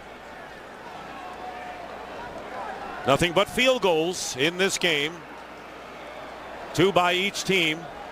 Steelers, by the way, have won 7 consecutive opening games, the longest current streak in the NFL. And coming up next, the Packers and the Eagles, and what a start in the second half of our Fox NFL doubleheader. First down at the 31.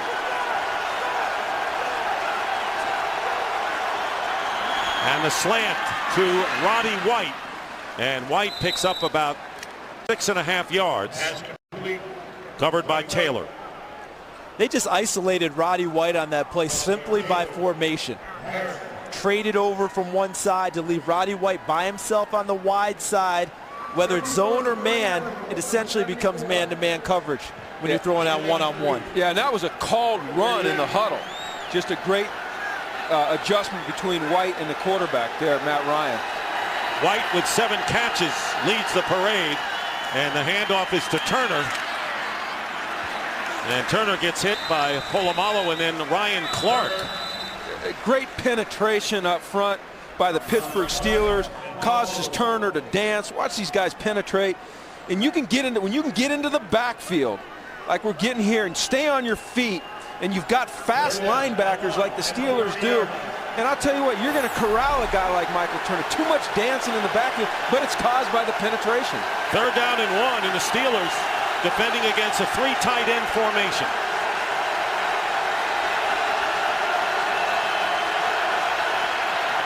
Ryan throwing against it and completing it to Justin Peele.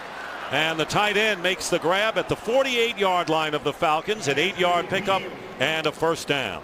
Them throwing in that 3rd and 1 situation, Jim, is that a sign of the respect they have for the defensive front of the Steelers, worried about running on 3rd and 1 in that situation? Well, I think so. You know, early in the game, we saw them try to power it up in there. It didn't work. And there they get in their 3 tight end formation, and they run a quick route there and hit Peele. Casey Hampton not in there. Chris Hoke is the nose tackle on first down. And Ryan gets hit by James Harrison from behind. And a loss of 5. Second time the Steelers have gotten to Matt Ryan today. Look at the jump Harrison got on Sam Baker. He was essentially, he timed the snap count so perfectly that he was by Sam Baker almost before Sam got out of his stance. Matt Ryan had no opportunity. Yeah, he saw Abraham do it loud. He says, hey, you know what? I can do that too. Might have to go to the hard count, see if they're jumping and timing him up. 2nd and 15 on the 44.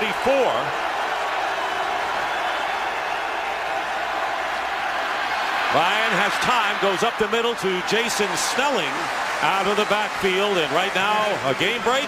Kurt Menefee from L.A. A lot of Atlanta fans saw Noshawn Moreno do this at the University of Georgia. Look, leapfrog and then a little stutter step here. He doesn't score on this play, but he does a couple of plays later from a yard out. Jacksonville and the Broncos tied at 14, but boy, that was pretty, wasn't it, Dick? Yeah, Noshawn Moreno, you saw a lot of him in college, Charles. Outstanding young back. 3rd and 12. Crowd in full throat. And incomplete. Intended for Roddy White and Brian McFadden. In his second tour of duty with the Steelers, and did not play the last couple of games in preseason. We saw the play earlier where McFadden got his hand in and didn't get it in there. But I'll tell you what, the confidence that Matt Ryan has in throwing the deep out route to Roddy White is very, very, very impressive, because that is a tough throw to make. Michael Kanan on fourth down, kicking to Antoine Randall L. Just outside of 2 minutes to go in the third quarter. It's going to bounce, and the Falcons will have a chance to down it, and they will at about the 6-yard line. This has been a defensive battle all the way, reflected in the faces of both of these teams. 6-6 to score with 1:53 left in the third. Well, Dennis Dixon on that last drive, the first drive of the second half, he showed me something there. Showed some poise in the pocket, hits Mike Wallace down deep, and then the play that was most impressive was the 3rd and long play. Could have stepped out of bounds, could have thrown the ball away, had the confidence to step up and throw it down there and give a chance to kick the field goal. And they did, and we're tied, but now starting from the 8-yard line is Dixon. It's got Mendenhall and Redmond both in the backfield and under pressure. And this pass, Mendenhall out to the 14-yard line. Well, this week on Fox Saturday Baseball, the pennant race continues to heat up as the Braves look to keep pace with the Phillies in the NL East, take on the Mets, Padres, and Cardinals. That's a big one. Albert Pujols and the Tigers looking to play spoiler as they battle the White Sox. Coverage of Fox Saturday Baseball begins this week at 4 p.m. Eastern, 1 Pacific on Fox. Check local listings for the game and start time in your area. 2nd and 4.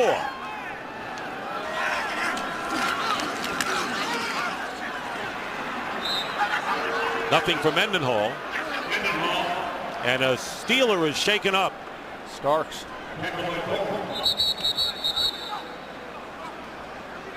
Max Starks, the left tackle.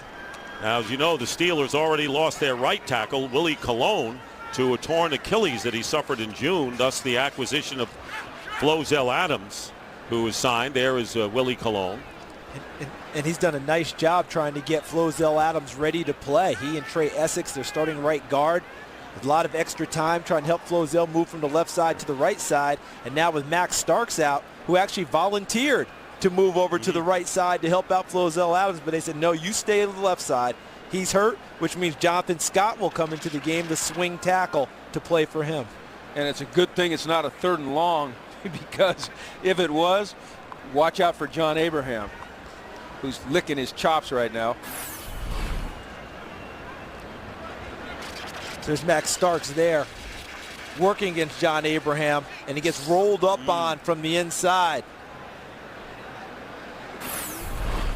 That looks like one of those high ankle sprain possibilities. Let's hope he's going to be all right. They need that big fella protecting the young quarterback. Yeah, when you're carrying 345 around and you roll your ankle, that's what amazes me. Torque. This amazes me about people who are predicting the season and who's going to be in the Super Bowl when you don't know when the injuries will happen or where. Often it's the healthiest team. This doesn't look good. He can't put him. They give him the sideline, they'll work on him there. But coming into this, guys, 2 factions of this Steelers ball club were taking this game personally. The offensive line, and I'm including the tight ends because they wanted to really help the young quarterback, and the defense, who said, guys, we've got to take responsibility for this young quarterback and take care of this ball game for him. Thus far today, I think both sides are doing a nice job upholding their end of the bargain. And there you saw Jonathan Scott, as you mentioned, come into the game in his 4th season. You want to get him on the move here at all? Well, here's what they did is they put a tight end over there next to him, widen Abe out a little bit, give him a little help. 3rd down and 3 on the 15. Steelers have lost 1 lineman on each side of the ball. Casey Hampton and now Max Starks.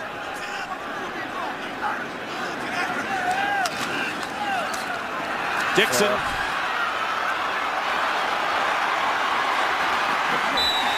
And did he get enough for the first down? I think he's going to be a little short. Yeah. Curtis Lofton making the play that might have prevented the first down. Well, the ball now, hey, Yes. look at the ball. The ball's got to get to that line, and it doesn't. It's not. It is not. He didn't make it. He did not make it. I'll tell you what, I think it's further back than where they spotted. Did you see the pressure that John Abraham applied there? He went right down the middle on Jonathan Scott. I agree totally. I think they got an excellent spot because that ball should be spotted in there, not where it ends up being spotted. Hey, they're measuring it, but Daniel Sepulveda, the punter, is already on the field. So that's what the Steelers think about their chances of getting the first down here. Yeah, and okay, they're short there. I was going to say, you'll see the red flag come out real quick if they gave him the first down there. Mike Smith probably had it in his hand already. So fourth down and about a foot and a half with 24 seconds remaining in the third quarter. And there's Eric Weems. Last punt return for a touchdown 2 years ago by Harry Douglas against the Panthers.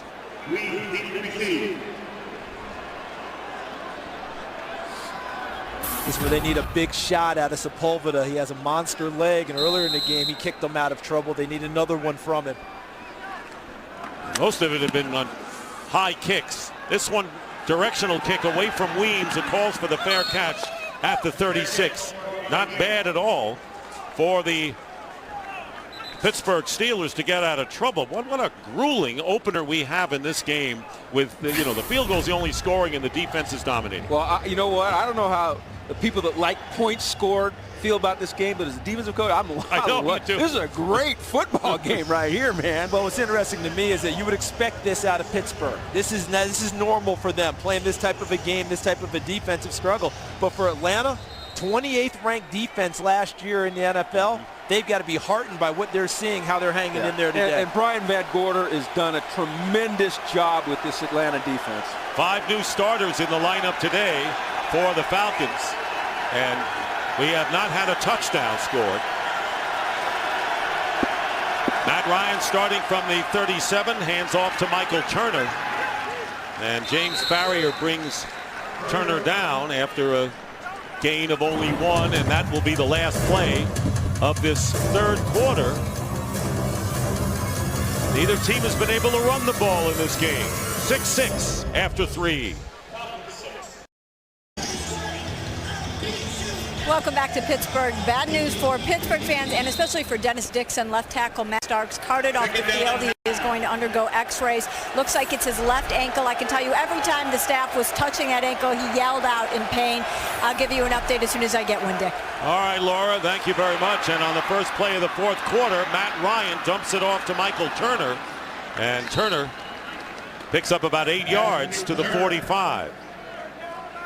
I'll tell you what, Matt Ryan is so impressive. Throwing the deep out, slipping and sliding in the pocket and hitting the check down there, managing the game. I love the way Mike Mularkey gave him the keys to the car there in the third quarter, said drive it with the no huddle. The kid is going to, we all know this, it's stating the obvious, he's going to be a superstar. 3rd down and 2.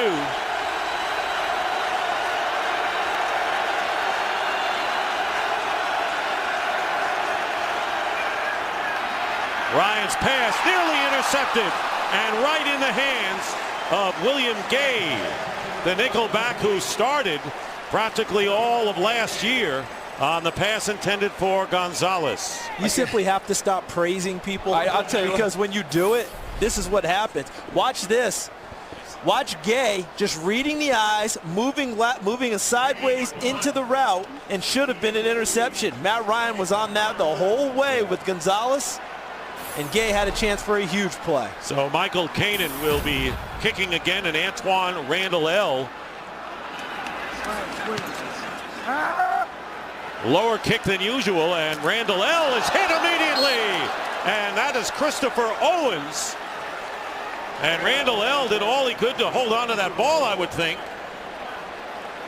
and not turn it over. Yeah, that's exactly right, Dick. I mean, just holding on to the ball was a victory there because he got there, timed it up perfectly. Probably would have liked to have had about another half step, don't you think, Jim? Because then he could have really lowered the boom on it. Yeah, but I'll tell you what, this guy right here, he is a great punt returner, a proven player in this league. He knew it was coming. He knew how to protect the football. Guys like Randall, they don't make many mistakes back there. Well, it's an interesting game. We start the fourth quarter, and which team is going to have the long drive for a touchdown, or maybe the long play for the touchdown? Starting here on the 17.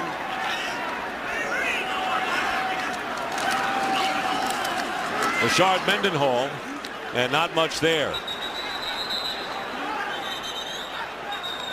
And the Falcons saying the ball was jarred loose and they would have possession. Heard that multiple whistle, which usually signifies ball was down. Right. So you don't worry about that. The officials determined that the ball was not out. He's down clearly before the ball comes out. Dick, you posed that question. We've seen the one deep throw that Dennis Dixon completed to Wallace. I'm wondering if the Falcons are still playing field position, as Mike Smith told Laura Oakman at the half. If they get better field position, they might take their shot downfield too. 2nd down and 8. Dixon's pass, and that was nearly picked off by Christopher Owens on the throw intended for Mike Wallace. I'm going to say it again, and I said it earlier. Throw the ball inside. Don't throw the ball outside. When he throws the ball outside, he gets in trouble. When he throws the ball between the numbers, between the hashes, he's making plays. Bruce Arians, I know you, I love you. Throw the ball inside. Then we can get a direct line, you to Bruce, so you can hear that. So now you think they should throw it inside? Is that what the point you're trying to make? That point? I think what he said was throw it inside. I think so too. I agree with everybody. 3rd down and 8. Spreading it out with 3 wide receivers on the right. Here comes the pressure from the corners, and Dixon will loft it in the air, and the pass is going to be caught. What a play on a tip ball, and the catch by Hines Ward.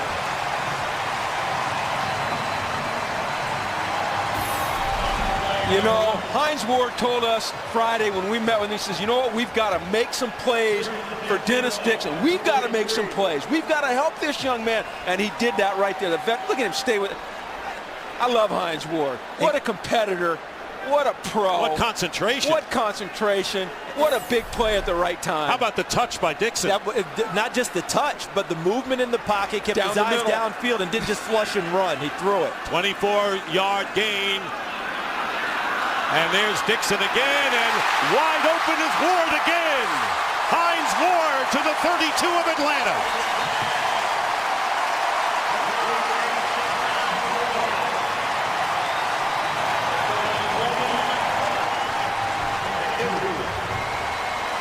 "25 yards. Look at Dennis Dixon in the pocket, eyes constantly scanning the field before he finds Hines Ward downfield. And down the middle. And a 1st down at the 32. 2 catches by Hines Ward for 49 yards in a row. Now they give it to Mendenhall. And this has been a broken record. Mendenhall was stopped by Mike Peterson and Jamal Anderson. In case you're wondering, Mendenhall has gained 46 yards rushing and Turner 36. So the running game is not a factor today. No, and this is 2 teams that like to run the football, but very, very good defense being played here today, and that might be the understatement of the broadcast right there, Dick. Well, you got to be proud of what you're seeing defensively. I love it. I'm so happy to see the Falcons playing defense like this. Because you knew the Steelers would. Well, you knew the Steelers would, but I love the Falcons, and Brian Van Gorder doing an excellent job with that defense. 2nd down and 10 at the 32, and there's Mendenhall with a burst. 1st down to the 19. Chauncey Davis with a tackle. 13-yard pickup.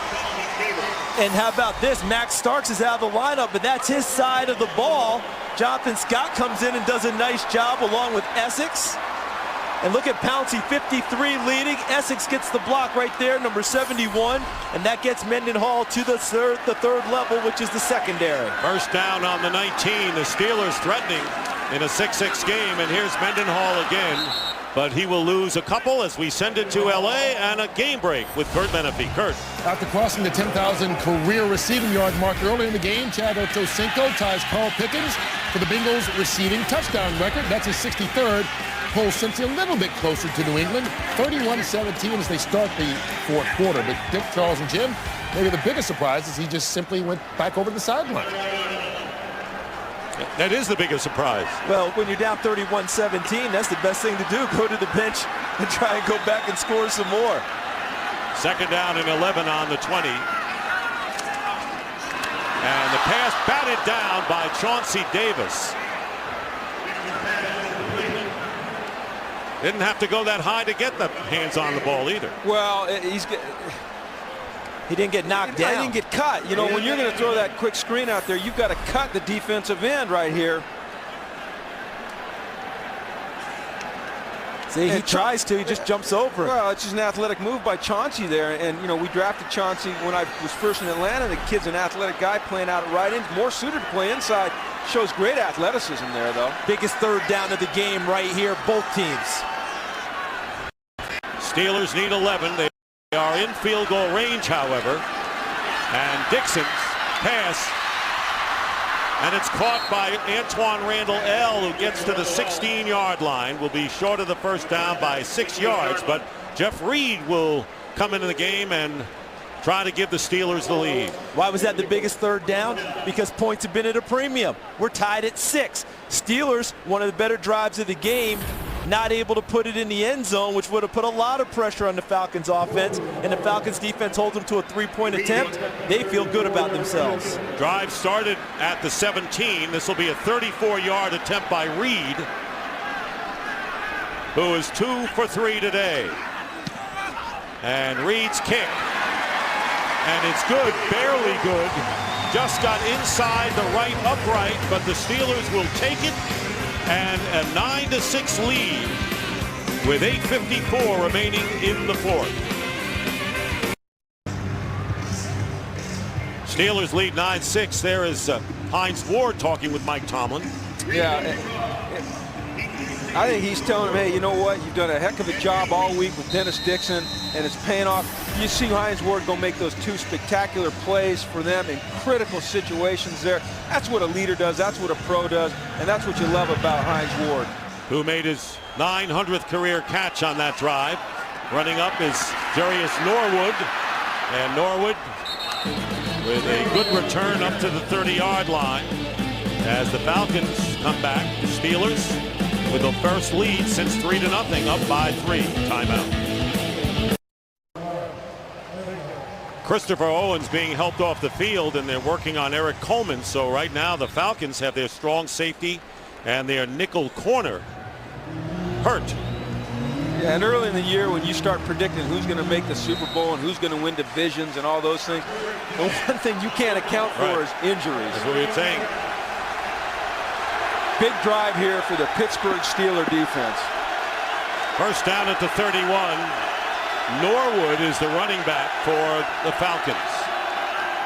And here is Norwood.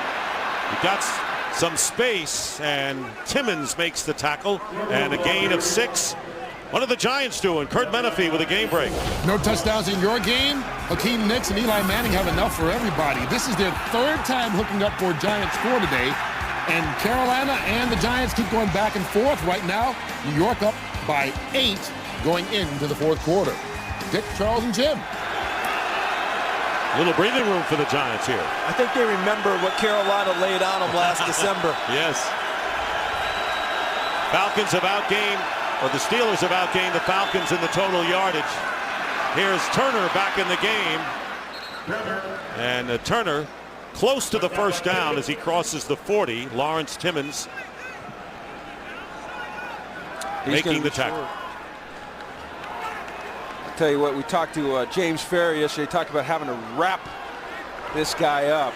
And big, physical, bruising runner. Good tackling there, though.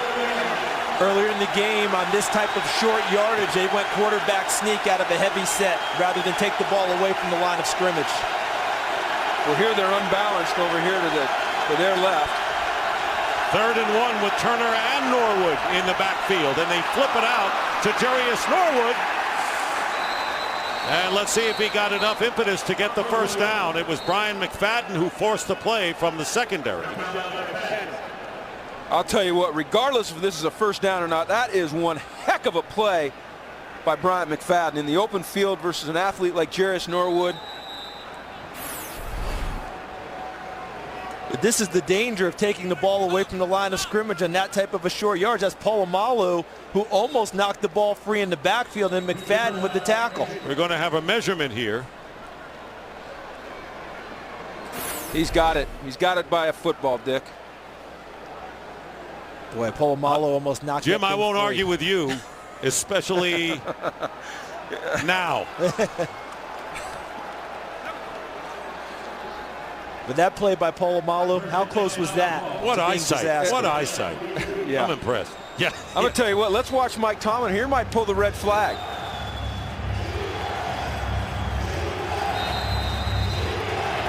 No, he's not. He's going to keep it in his pocket, and that's smart. It's not a high percentage challenge right there. First down on the Falcon 42. Here comes pressure up the middle on Ryan, and the ball is loose, and it's a free ball, and it's picked up by the Steelers. And it's James Harrison, and Harrison goes in. And a flag is down at the 30-yard line.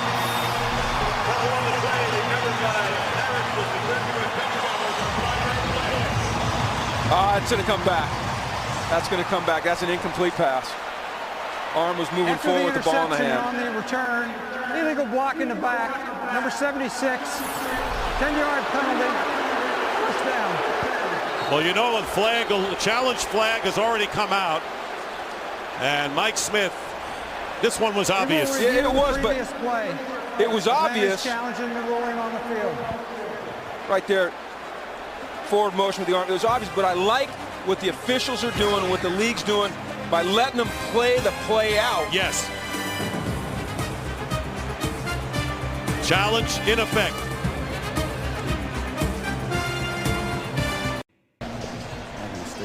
Former head of NFL officials Mike Pereira with us now in the Fox Command Center. Great to have him with us. What about this play, Mike? Well, you just got to look now. Did he have control of the ball with the arm going forward? And I think he did. I think this is an incomplete pass. He had clear control and arm was clearly going forward. This gets reversed, in my opinion. Mike, what about the idea of these officials going ahead and playing that, letting these plays play out rather than blowing them dead and possibly being wrong? I think we've gotten away from that. I think you really want to officiate by instinct. Call them the way they are, because past fumbles you can review either way. It'll be second down and 10. And Scott Green backing you up, Mike Pereira, and thank Please you reset the game clock for to 6:48. coming in with your views. And so Atlanta is not charged with a time. it is an incomplete pass, no touchdown by the Steelers, and the Falcons are not charged with a timeout.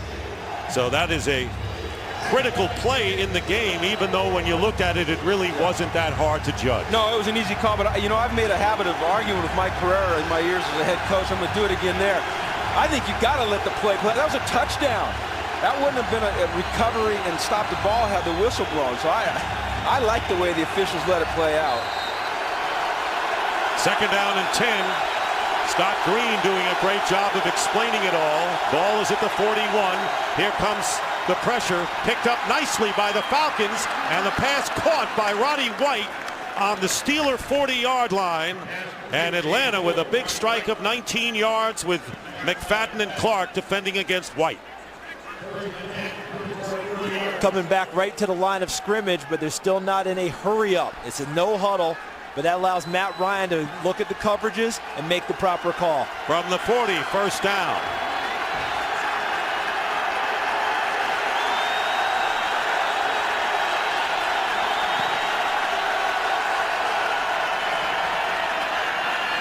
Roddy White again with the catch at the 34. And the Steelers timed their rush perfectly there, didn't they, Jim? Yeah, and they're doing all they can to bring heat up the middle. But Matt Ryan's doing a nice job of getting rid of it. The three inside linemen are doing a nice job of protecting. Second down and 4. Roddy White trying to drive for the first down. And let's see where they spot the ball it'll be close to it. You would never call a Mike Pereira like during a game. Would you ever do a thing like that? You know what? I actually did last year at Indianapolis. I called Mike on his cell phone at halftime to complain about a call, and he was astounded that I would do that. But Mike he was so good for the National Football League. He brought so much stability to the officiating department. He was so even-keeled. And as a coach on Mondays, when you'd call him with complaints, he was fantastic at explaining to you the procedures of the play. Well, Mike Smith certainly is enjoying it, and they're going to measure it, and it appears to be short. And what did Mike Pereira say to you, Jim, when you called him and he answers his cell phone, and it's a coach who's coaching a game right now? They're short by that much. He says, what the heck are you doing? But I was so livid at what was going on the field that I couldn't. I said, I got to call Mike. I'm going to call Mike because I have a great relationship with Mike and I have a lot of respect for him, and I wanted to let him know what was going on. It had nothing to do with Peyton Manning cutting you guys apart. I mean, it was more. You guys did that game, didn't you? We did. Peyton got after it pretty good there, which he gets after everybody pretty good. But I'd call him complain that he's playing. Why can't we get him off the field?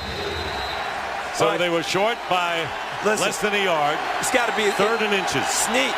I take sneak right here. And on the jumbo, here is the quarterback sneak by Matt Ryan, and he appears to have enough for the first down as we wind down to 5.5 minutes remaining in the fourth. It was so short. They've had to push before where they got the quarterback sneak in, and I do believe the last time when they had third and short, when they ran that flip play, and Polamalu almost knocked the ball free in the backfield, that stays with a play caller. If you're Mike Mularkey, you say, okay, I don't take the ball away from the line of scrimmage. And no Casey Hampton. No Casey Hampton in the middle. He's out with a hamstring, the nose tackle. Chris Hope replaced him. First down at the 29. Here's Matt Ryan against pressure, and his pass is caught by Tony Gonzalez. And Gonzalez out of bounds. And a first down inside the 15 with Polamalu and Clark, a 15-yard gain. And who else do you go to when you're down there but number 88? This is a guy that every year is going to be in the top 5 in catches in the fourth quarter, the top 5 in catches on third and fourth down. He's a go-to guy who makes big plays when you need him. 10th play of the drive coming up. First down. Turner. And Turner is pushed back, will lose on the play. Lawrence Timmons. Kurt Menefee has a game break. Take it away, Curtis. Emotional day for the Lions in Chicago. They lose quarterback Matthew Stafford. Sean Hill comes in, gets sacked inside the 1 and fumbles. But the Lions defense stopped the Bears 4 straight plays. Detroit holds on to the lead 14-13, trying to get their first road win in 21 games. Dick, Charles, and Jim. Are the Lions finally coming alive, guys? Oh, man, I'll tell you what, Jim Schwartz doing a great job, and then Ndamukong Suh in there. It's their time. All right. Second down and 13. Falcons threaten on the 17 of Pittsburgh.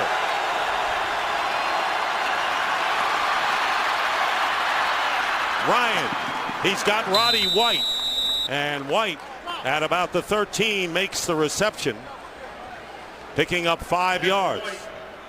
Now, can the Steelers defense do what the Falcons defense did on the last drive? A long drive in a position to threaten for a touchdown. They held them to a field goal. Can they do the same thing now? Yes, they can. This defense is built for this situation right here. Third down and 7. The crowd is into it, the terrible towels.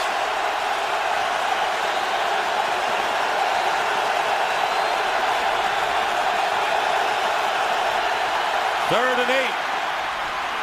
Roddy White with his 12th catch of the game. Short of the first down, but gets to the 6. Roddy White, who is approaching 100 yards receiving in this game. Yeah, Ryan, that's his guy right now. If he can't find Gonzalez, it's White. Look at the strength. I love the fight there. I love the competitiveness that Roddy White shows there. Early in his career, he didn't have that. Now he does. And they're going to go for it. Mike Smith will go for it here. Down by 3. 4th and 1. This says as much about his offense as how he feels about his defense. And the challenge flag thrown by Mike Tomlin here. it's going to be about the spot of the football, because I bet he's challenging where Roddy White's knees were down with contact. Absolutely. That it would be more than 1 yard. Way more. Well, let's see where the ball is, though. Now it's where the ball is when his knee's down. You can challenge a spot, but it's a tough challenge. It's a low percentage challenge.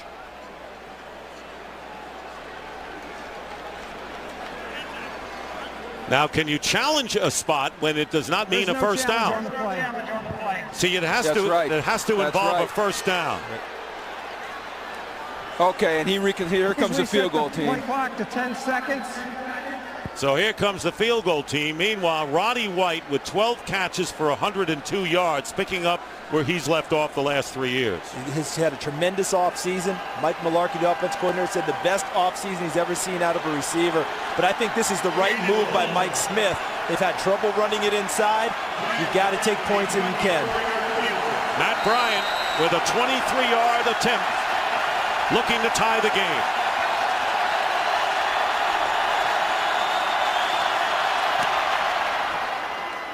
And the kick's good.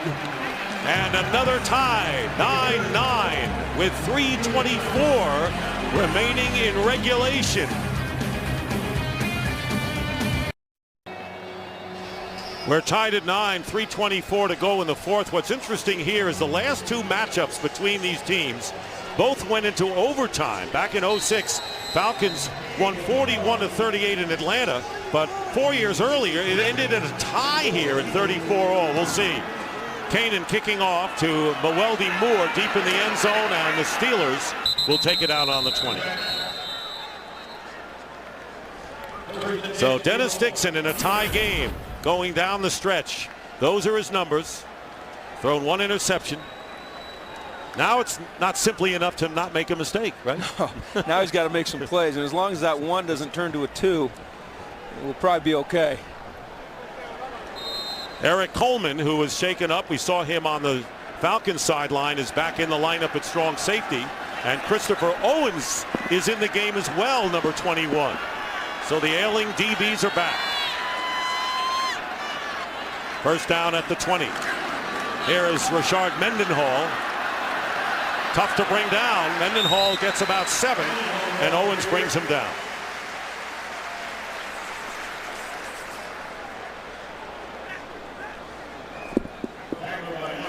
Been a field goal battle. The Steelers got the first one on the first drive of the game. Matt Bryant tied it up on the last play of the half. And it's been a great defensive game. Pure and simple. Second down and 3. But we've had some offensive heroics, including several from Hines Ward, who makes the catch and a first down at the 40-yard line, picking up 12 more. Once again, between the numbers. Well, I just think it's easier for him to throw the ball at a guy that's moving towards him instead of away from him on the outside cuts. His field of vision doesn't have to be as wide, and that's where he's having his success, in between the numbers, specifically in between the hashes.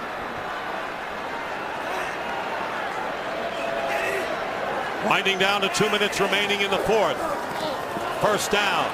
Dixon completes to Heath Miller, and Miller is put down immediately by Sean Weatherspoon after getting 5 yards, and we will now wind down to the 2-minute warning here. 9-9 the score, and a timeout before the 2-minute warning called by the Steelers. They're first. Treating this like it's the last drive of the game for them, not even thinking about it, right? Right. So if you're Atlanta, the last thing you can do is allow them to milk it down, kick the field goal at the buzzer. So defensively, you're thinking about, hey, how do we aggressively make sure we can get the football back? No, I like the timeout call there, because he knows that he's going to get another clock stop here for the 2 minutes. That's why. Okay, so now he's got second down, all right, and he knows if he doesn't get it here, he's going to get a clock stop on third down. I like it. He's trying to bracket the 2 minute here, buy as much time as he can, because he wants to move this ball methodically down the field with this quarterback. He knows he's not going to get it in chunks. But if I'm Brian Van Gorder, I'm thinking about how do I disrupt them, because I've got to have the ball back for my offense with some time. 2nd and 5. Here's Dixon in trouble. and down he goes. The last thing they wanted, the big loss. Curtis Lofton came in and finally got Dixon for a loss of 5, and now we're down to the 2-minute warning with 1:57 on the clock, all tied, and we'll be back. We're back, the 2-minute warning. What about that last call, Jim? Well, I don't like it. I don't like it at all. It's 2nd and 5. You just called a timeout. All right, before the 2-minute, run the football. The clock's going to stop at the 2-minute anyway. It's 2nd down and 5. You've got a young quarterback trying to manage the game.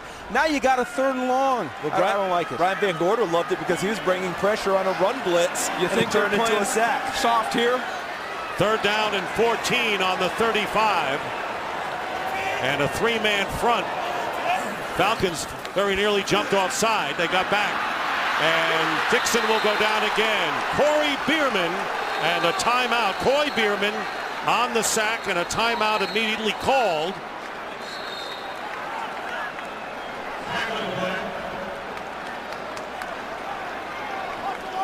Three-man pressure got to him. Well, I'm just going to go back to the second. That 2nd down call was a tragedy. Look at Mike Smith getting the timeout. He's saying, well, Mike's upset because he said, I was calling timeout for a while, and Trainer, he's got a hand. Trainer. Yes. If he's like his defensive backs, he'll get back in the game. But they had dropped everyone 20 yards off the ball. All right, within 20 yards off the ball, so they had plenty of people to cover. They were only rushed 3. Nowhere to go with the ball. Coy Bierman gets to him on the sack, and field position affected greatly. Matt Ryan can't wait to get his hands on the football. Coy Bierman, of course, always coming off the bench, is a great pass rusher, getting a chance to start here. 2 timeouts left for the Falcons, 2 for the Steelers on defense, but the Falcons more crucial now, taking over the ball. 4th down, Sepulveda will punt, and Eric Weems. Beautiful high kick by Sepulveda, and Weems with the fair catch at the 20. And for a game break, let's go out to Kurt Menefee. Well, New England led 31-7 over Cincinnati at one point, but Cedric Benson dives in from a yard out. Yeah, they're keeping hope alive in Cincinnati. It's now 38-24, less than 4 minutes left to go in regulation, at least. All right, thank you, Kurt. And the Bengals making a game out of it, and we have a tie right here. And so here's Matt Ryan with 1:45 to go in a tie game. With a chance to stamp the greatness that people have anointed on him with this drive here. If he can result in a game-winning field goal or game-winning points, Matty Ice is on his way into 2010. From the 21, Matty Ice first pass, and it's picked off. Troy Polamalu with the interception, and the Steelers get it at the 30.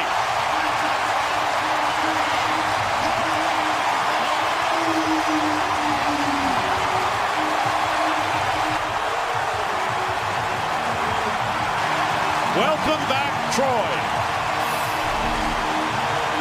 Watch where Polamalu comes from. He looks like he's going to play the half, and he makes a play on the sideline. What a great play by a great player. And Matt Ryan stares him down the whole way. You can't do that to a Pro Bowl player like Troy Polamalu. What a great play. Missed 11 games last year with a sprained knee. And did they miss him? Just look at those numbers. Review the previous play. Be a booth review on his feet.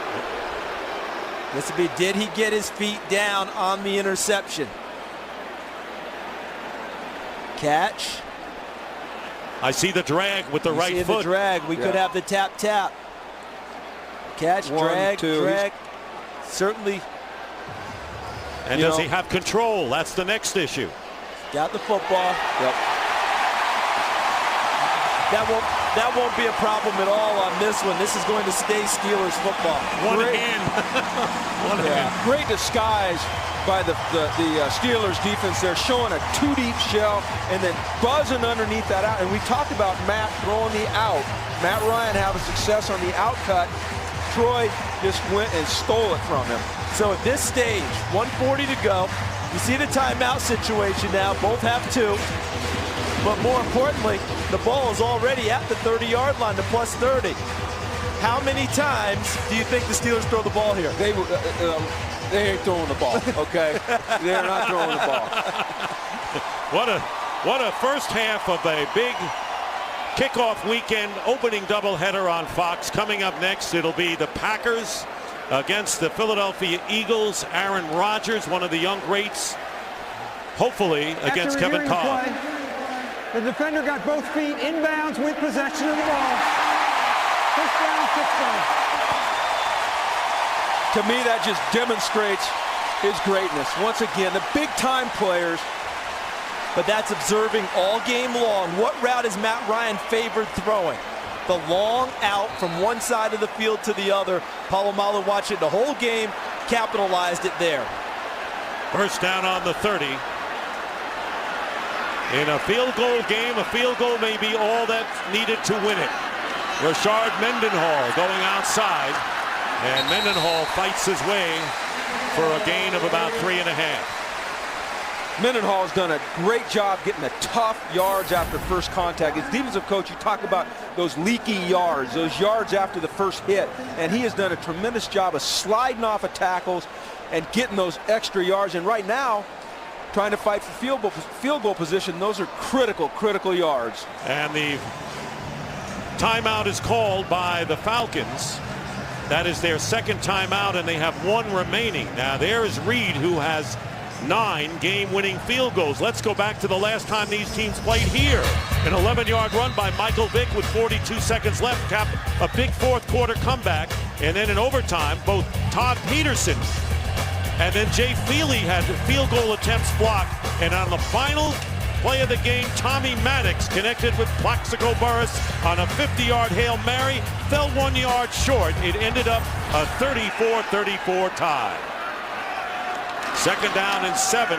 Isaac Redmond, the first back through, gets close to the 20-yard line, will be about a yard shy of the first down, and the clock stopping at 1:28. And 30 seconds on. Falcons call their third and final timeout. This is the last 3 meetings. Look at all the points in those ties that went into overtime, but today only a measly 18. Yeah, and I remember this game. I was at that game. That was a shootout.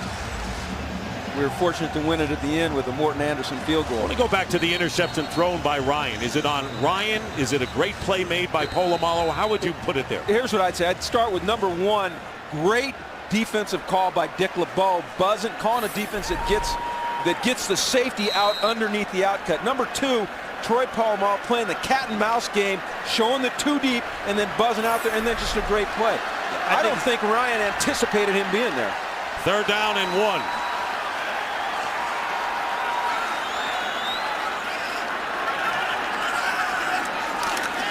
And here's Redmond, and he won't get the first down.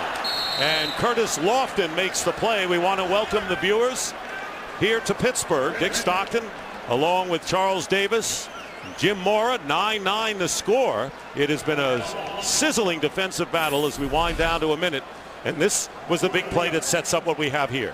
Big play by a big-time player who missed 11 games last year, but comes back right here and shows his worth. And I know you talked about Dick LeBeau with the call. Yeah. To me, this was Troy Polamalu watching all game long, observing the routes and observing the throws that Matt Ryan had been favoring. We've been talking all game about Matt Ryan throwing that deep out from opposite field and burying it in there. And Polamalu, as you said, cat and moused him and capitalized. And Troy is known to be a guy that studies film relentlessly. He spends hours and hours in the film room, and he found something and he took advantage of it. So now Jeff Reed has come on, and with 43 seconds to go, of course the Falcons will get the ball back, but Jeff Reed, who has kicked 3 field goals in 4 tries, will look to put the Steelers in front by 3 with 43 seconds remaining. This will be a 40-yard attempt. Falcons have no timeouts left. The Steelers have 1.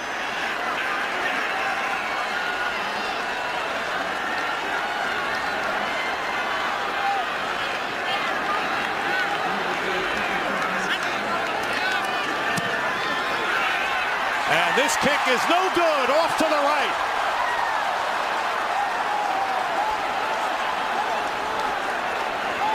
And Matt Ryan breathes a sigh of relief. Snap was fine. He just, he's been playing the wind well all day, aiming it at that left goalpost and bringing it back into the right, and that time he just didn't do it. That's twice, but that's twice on that end of the field, guys, because Matt Bryant had the same thing happen to him where the ball spun off to the right in the first half and he missed a field goal. Now in this critical juncture, it happens to Jeff Reed. So if you're Matt Ryan now in the Falcons, no timeouts, do you try and get it downfield or do you sit on it and play for overtime? Well, they're going to try to get it down the field. I think you got to go try to win it. First down at the 30. They hand it off to Jason Snelling. That just said overtime. Well, that did. What you do is you run a draw on first down. If you get a chunk, then you go into your no huddle. You go into your hurry up. If they stop you, then they do what you do here. You just let the clock run out. You go flip the coin again. You go to overtime and you take your chances. 3 overtimes in a row for these two teams. 3 straight games between the Steelers and Falcons going into overtime. 0-2, which ended in a tie at 34. 0-6, which the Falcons won by a field goal in Atlanta. And now we go to overtime here as Jeff Reed misses a 40-yarder with a chance to do it. And so we will have overtime here on kickoff weekend in Pittsburgh as the fourth quarter runs out and we're all even at 9.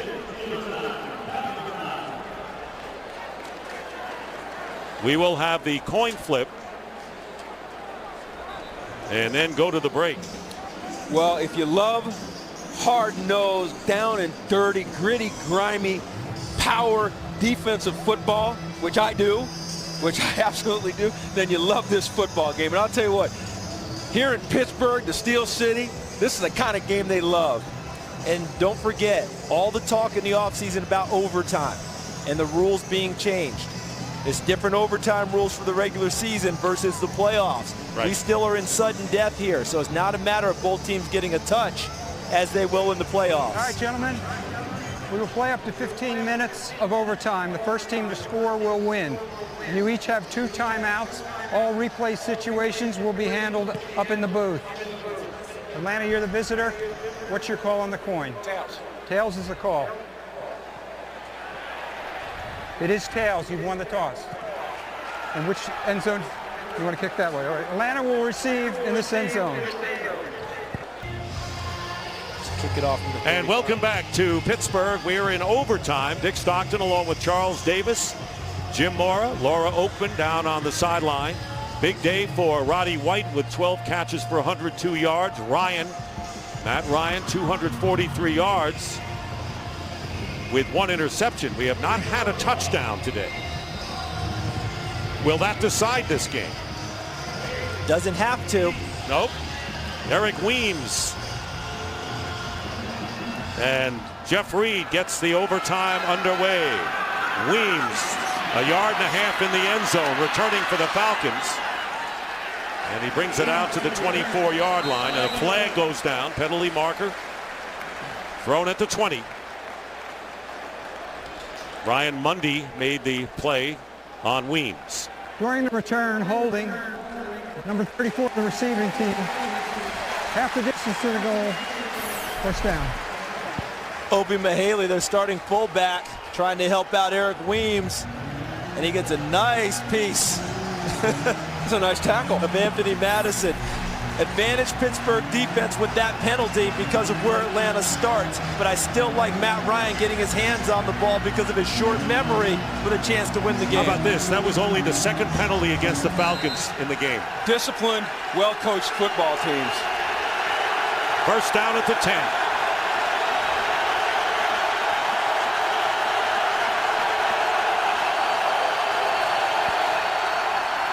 Michael Turner. Minimal gain. 3 yards they'll give him with 2 tight ends up front. Steelers have dominated the rushing game with Rashard Mendenhall gaining 70 of those 93 yards.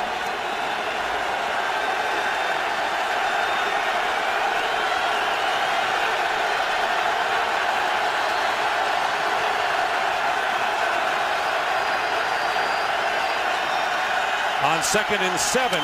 Pass caught by Roddy White going out of bounds, and the first down for the Falcons as they get it up to the 21 on a 9-yard pickup. I'll tell you what, I can't say enough about Matt Ryan and his confidence in himself and in Roddy White throwing the ball to the outside. That's not an easy throw.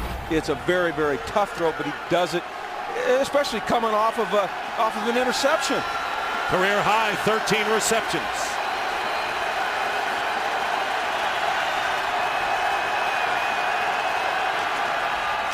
They go to Turner, and he goes down at the 24 after getting 3. So we come up with 2nd and 7 again, a repeat of the first series of this drive. I think this is another down that it goes back to Matt Ryan's arm. I don't think they feel like they can grind it out, getting 3 yards of crack and putting it on him. I think they put it on him right here on 2nd and 7.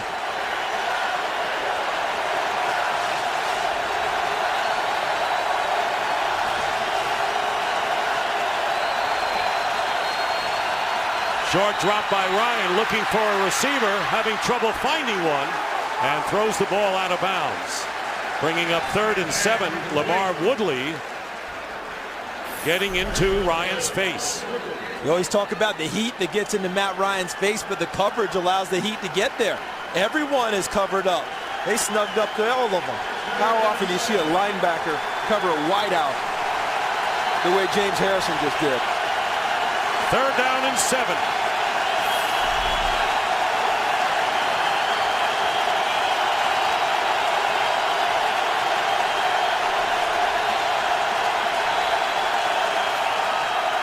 Eric Weems is in the game. Pass going underneath to Jason Snelling. And a flag goes down. Snelling has a first down out to the 32, but a penalty marker. And the Falcons are heading back toward their line of scrimmage. Holding. Offense. Number 72. 10-yard penalty. 3rd down. Reliable left tackle Sam Baker nullifies a first down. His second holding call of the game. James Harrison off the marks again. Right here. Yeah, he's got pretty good grasp up him, doesn't he? Yeah, just too much speed. Just too much speed when he can get off on the count because of the crowd. It's just too much speed. 3rd and 17.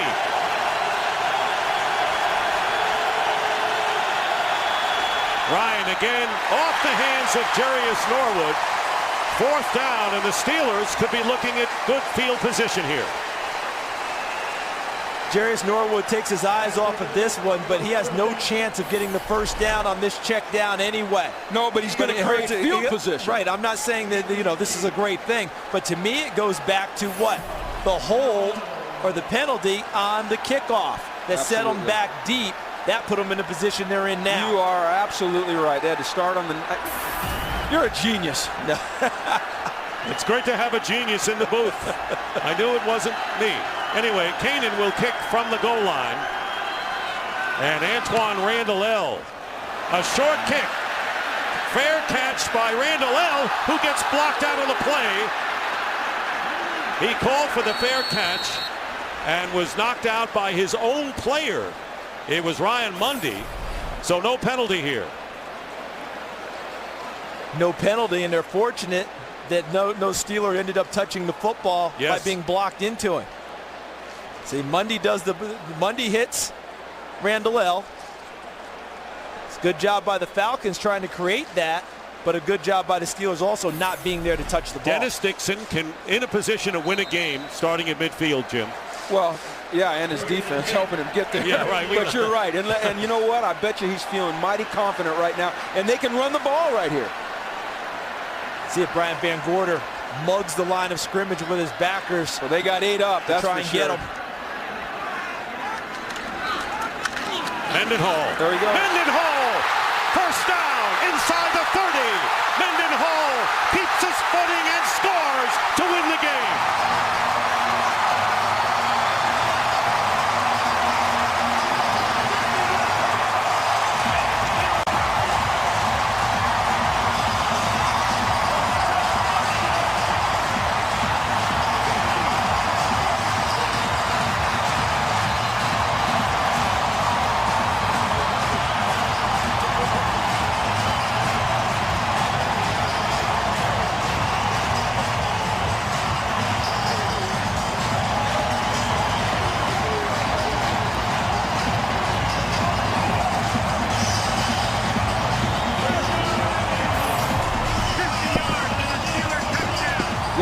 When you crowd the line of scrimmage, Jim, if there's any type of a crease, look at the block there by David Johnson, and that leads him through. But if you crowd it with 8 or 9 and you get any type of a crease, you can go a long way.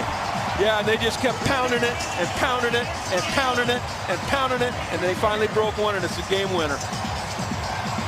50-yard run by Rashard Mendenhall to win the game 15-9, and the Steelers have now won 8 consecutive opening day games, the longest current streak in the league. Hines Ward, who made some huge catches today and was the alter ego for Dennis Dixon. But as Jim Mora and Charles Davis had said, this was a situation where the defense said they had to win it for Dixon, and they helped. Final score 15-9 for Charles Davis, Jim Mora, and Laura Oakman. Dick Stockton saying so long. Stay tuned for the second game of our doubleheader. It'll be the Packers and the Eagles. And coming your way right after these messages.